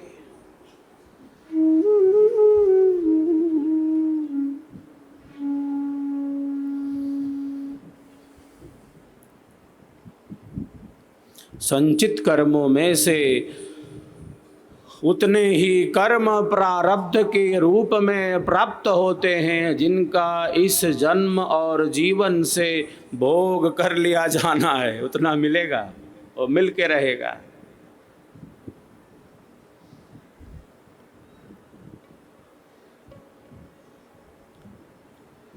लेकिन मनुष्य जीवन में जो सबसे बड़ी उत्कृष्टता है कि मनुष्य का शरीर केवल प्रारब्ध को भोगने के लिए प्राप्त नहीं हुआ है, यह केवल पूर्व के कर्मों का फल भोग प्राप्त करने के लिए नहीं है, यह तो परम पुरुषार्थ के द्वारा अनंत के अनुभव के लिए है, परमानंद की प्राप्ति के लिए है, अनंत उत्कर्ष के लिए है।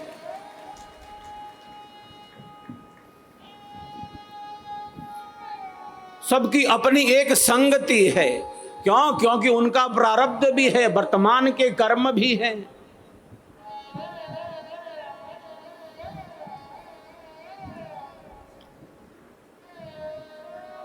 प्रारब्ध पहले बना। हमारे जीवन की 70% से ज्यादा की घटनाओं में हमारा प्रारब्ध ही है। 30% में जितना हम उछल कूद मचा लें, या कहें उससे भी कम में, पूर्व का कर्म बहुत बड़ी स्थिति में है, जो प्रारब्ध के रूप में है। साहब क्या कहते हैं? इस बंधन से मुक्त हो जाओ, चौथी भिक्षा लकड़ी लाना, वन वृक्ष के पास न जाना, गीली सूखी छोड़ के चेला, गट्ठर बांध के लाना, गट्ठर बांध के लाना, ऐसी भिक्षा मांगते हैं। केवल अशुभ से ही अलग नहीं होना है। साहब कहते हैं गीली सूखी, शुभ से भी परे हो गया, श्रेष्ठ कर्मों से भी भिन्न हो गया, क्योंकि श्रेष्ठ कर्म का भी एक फल है। कितनी उच्च स्थिति है, कितनी दिव्य स्थिति में साहब स्थित हैं। बेड़ी चाहे लोहे की हो, बेड़ी चाहे लोहे की हो, बेड़ी चाहे सोने की हो, वो तो बंधन का ही कारण बनती है, वो बंधन का ही कारण बनती है।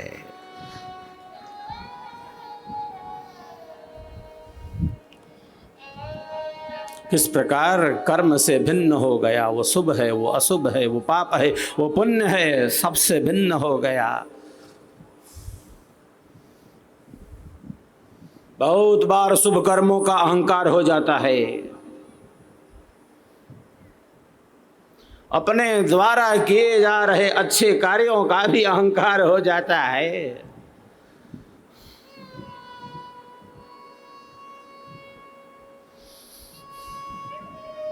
श्रेष्ठ कार्य होने ही चाहिए, वो अनिवार्य है, लेकिन अहंकार शून्यता, अहंकार शून्यता। सेवा का अर्थ है अहंकार शून्य, सेवा का अर्थ ही है अहंकार शून्य। सेवा कोई कर्म नहीं है कि बंधन में डाले हमको, सेवा कोई अच्छा कर्म नहीं है मात्र। सेवा मतलब भक्ति, सेवा मतलब भक्ति, सेवा कर्म से भिन्न है।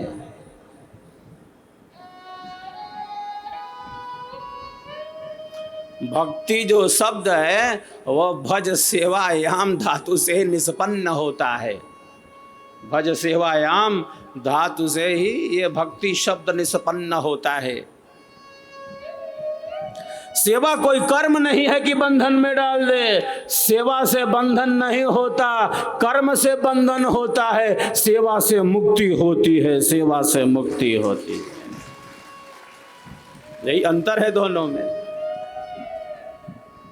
और सेवा बिल्कुल अहंकार शून्य होकर,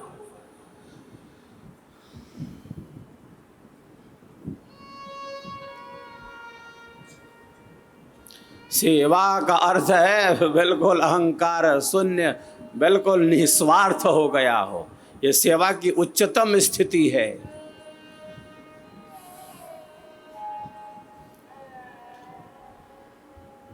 सेवा की ऐसी उच्चतम स्थिति है कि बिल्कुल जैसे अहंकार शून्य हो गया हो। ये समर्पण भाव है ना। साहब इसीलिए तो कहते हैं मेरा मुझ में कुछ नहीं, कितनी अद्भुत वाणियां हैं, एक एक शब्द जैसे हमारे अंधेरे का समन करता हो। मेरा मुझ में कुछ नहीं, मेरा मुझ में कुछ नहीं, जो कुछ है सो तोर, तेरा तुझको सौंपते, तेरा तुझको सौंपते, क्या लागे है मोर, क्या लागे है मोर। यही सेवा है जो बिल्कुल बिल्कुल अहंकार शून्य है, वही सेवा है। सेवा के अर्थ का अवमूल्यन नहीं कर सकते, सेवा के अर्थ का दुरुपयोग नहीं कर सकते, कामनाओं की सिद्धि को सेवा नहीं कह सकते, अहंकार की पुष्टि को सेवा नहीं कह सकते। वो कर्म है जो बंधन का कारण बनता है। सेवा अलग है, कर्म अलग है। सेवा भक्ति है, कर्म बंधन है।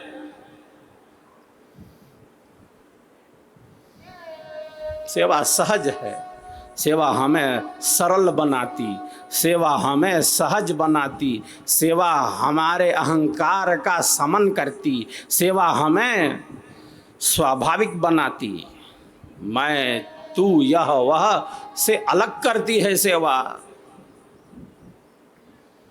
समाज से जोड़ती है, सबके प्रति एक विशेष दृष्टि रखती है सेवा। मेरा मुझ में कुछ नहीं, ऐसा समर्पण भाव। किसी ने हमें कोई वस्तु दी है, हमने अपने पास रख ली, कुछ समय बाद वो अपनी वस्तु मांगने लगा, दे दो, मैंने जो तुमको दिया था दे दो। हमने उसकी दी हुई वस्तु को कुछ समय बाद उसको ही वापस दे दिया, तो हमने कौन सा बड़ा काम कर दिया, कौन सा बड़ा काम कर लिया। उसे ने दिया था और वो मांगने लगा कि अब मैंने जो तुमको दिया था रखने के लिए वो लाओ, तो हमने दे दिया, तो इसमें हमने कौन सा बड़ा काम कर लिया।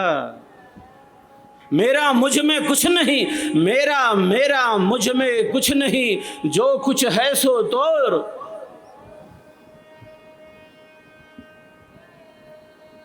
उसकी वस्तु उसको समर्पित है।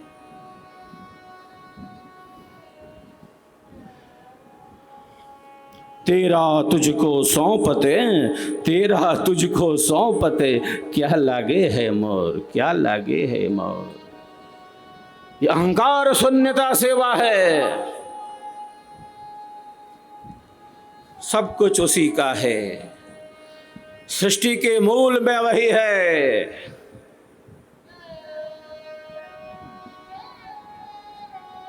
ईश्वर की अनंत शक्तियां सेवा में ही तो अर्निस लगी है। ईश्वर की अनंत शक्तियां सेवा में ही लगी हैं। ये सूर्यदेव हमारी सेवा में है, ये पृथ्वी अपनी कक्षा में घूम रही है। किसके लिए घूम रही है? ये पेड़ पौधे, ये पहाड़, ये नदियां, ये जंगल, ये पर्वत,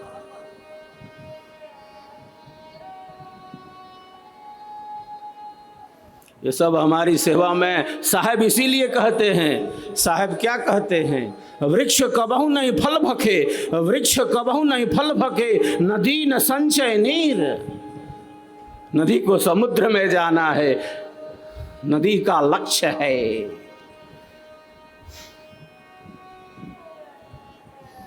नदी बहती जाती है, रुक जाएगी तो सड़ांध हो जाएगी, बदबू आने लगेगी, नदी नहीं कहलाएगी। वो बहती जा रही है।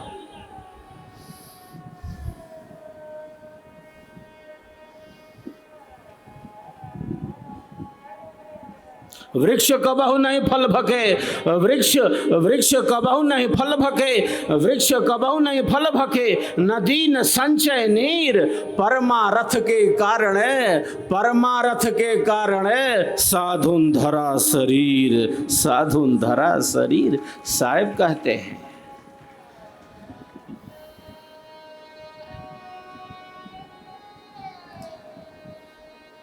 सेवा का अर्थ है अहंकार शून्यता।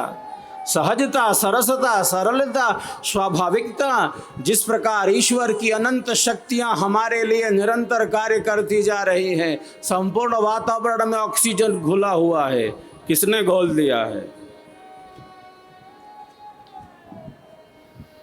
ईश्वर की अनंत शक्तियां जिस प्रकार सदैव सेवा में ही हैं, उसी प्रकार हमारा जीवन सदैव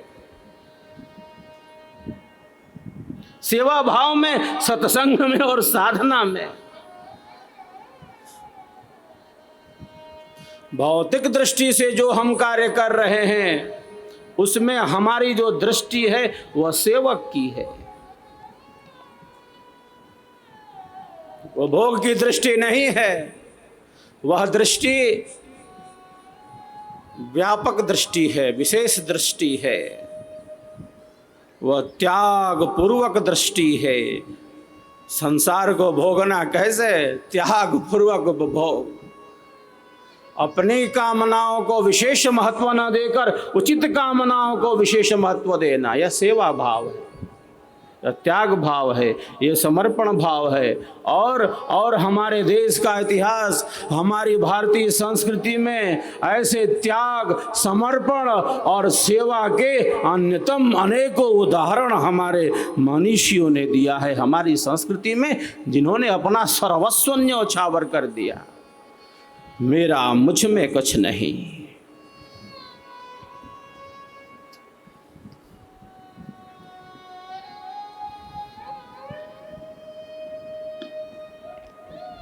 इसीलिए सेवा का इतना महत्व दिया गया है।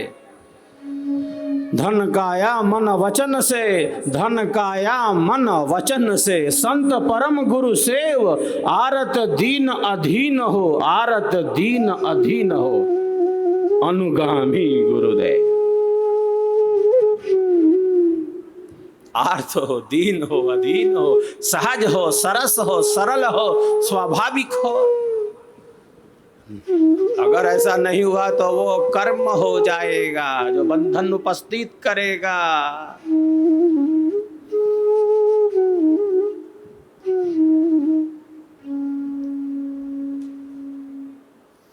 तो सेवा हमें सहज बनाती, सरस बनाती, सरल बनाती, स्वाभाविक बनाती, अपने कर्तव्य और दायित्व के बोध से जागृत रखती। लघुता से प्रभुता मिले, लघुता से प्रभुता मिले, प्रभुता से प्रभु दूर।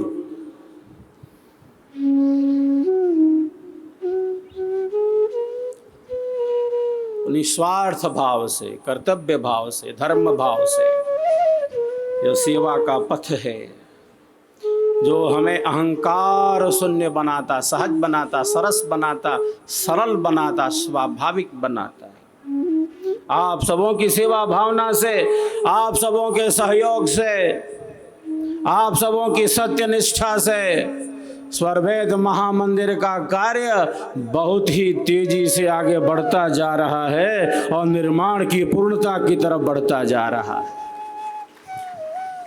आप सबों के पुरुषार्थ से, समय दान से, सहज भाव से, आप सबों के कर्तव्य एवं दायित्व बोध से, आप सबों की जागरूकता से, आप सबों की सहजता से विहंगम योग संस्थान के अनेकानेक प्रकल्प निरंतर गतिमान हैं। अनेक सामाजिक सेवा के प्रकल्प आप सबों की सेवा भावना से सहज ही गतिमान हैं। सेवक कहाँ पीछे रहने वाले हैं?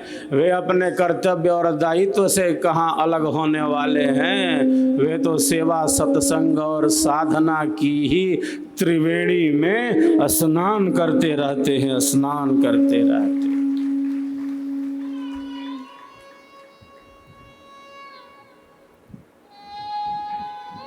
इसी वर्ष 17-18 दिसंबर को हम अपने संत समाज का 100वां वार्षिक महोत्सव, शताब्दी समारंभ महोत्सव, जब हम शताब्दी वर्ष में प्रवेश करेंगे, इस विशेष अवसर पर हम सब मिलकर 25,000 कुंडीय स्वर वेद महायज्ञ संपन्न करें।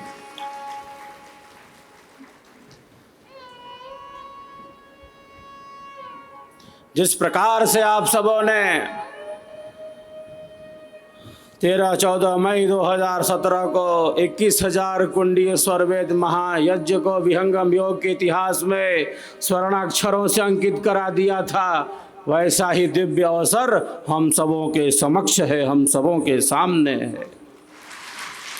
सद्गुरु प्राकट्य दिवस के इस पावन दिव्य अवसर पर आज द्वितीय दिवस अपनी वाणी को यही विराम देता हूँ। साहब की साहबी अद्भुत है, अनंत है। आप सबके कल्याण की कामना करता हूँ, सबके विकास की कामना करता हूँ, भौतिक एवं आध्यात्मिक, सबका सब विधि हो कल्याण। हमारे मन में जो श्रेष्ठ शुभ कामनाएं हैं, उन श्रेष्ठ शुभ कामनाओं की सिद्धि हो। धर्म से लेकर मोक्ष का, परम कल्याण का यह पथ निरंतर गतिमान रहे। सबका सब विधि हो कल्याण। सबके मंगलमय जीवन की मंगलमय कामना करता हूँ। जो कुछ भी जीवन में ऐसा है जो हमारे आत्म कल्याण में उपयोगी ना हो, वह सब नष्ट हो जाए, और जो कुछ हमारे लिए उपयोगी है, हमारे आत्म कल्याण में देश समाज राष्ट्र विश्व के लिए जो उपयोगी है, उसी पथ पर हम निरंतर आगे बढ़ते रहें। आप सबके कल्याण की कामना करता हूँ। इस पावन अवसर पर स्वरवेद का स्वर जन जन तक पहुँचे, स्वरवेद महामंदिर का शंखनाद निरंतर गतिमान रहे। सेवा का यह पथ निरंतर सेवा भावना से, सहजता से, सरलता, स्वाभाविकता से, अहंकार शून्यता के साथ निरंतर गतिमान रहे। आप सबों के कल्याण की कामना करते हुए, सबका सब विधि हो कल्याण, भौतिक एवं आध्यात्मिक उत्कर्ष की कामना करते हुए, सद्गुरु कबीर प्राकट्य दिवस के अवसर पर सद्गुरु सत्ता का नमन वंदन करते हुए, आप सबों के कल्याण की कामना करते हुए अपनी वाणी को यही विराम देता हूँ और आप सबों के कल्याण की कामना करता हूँ।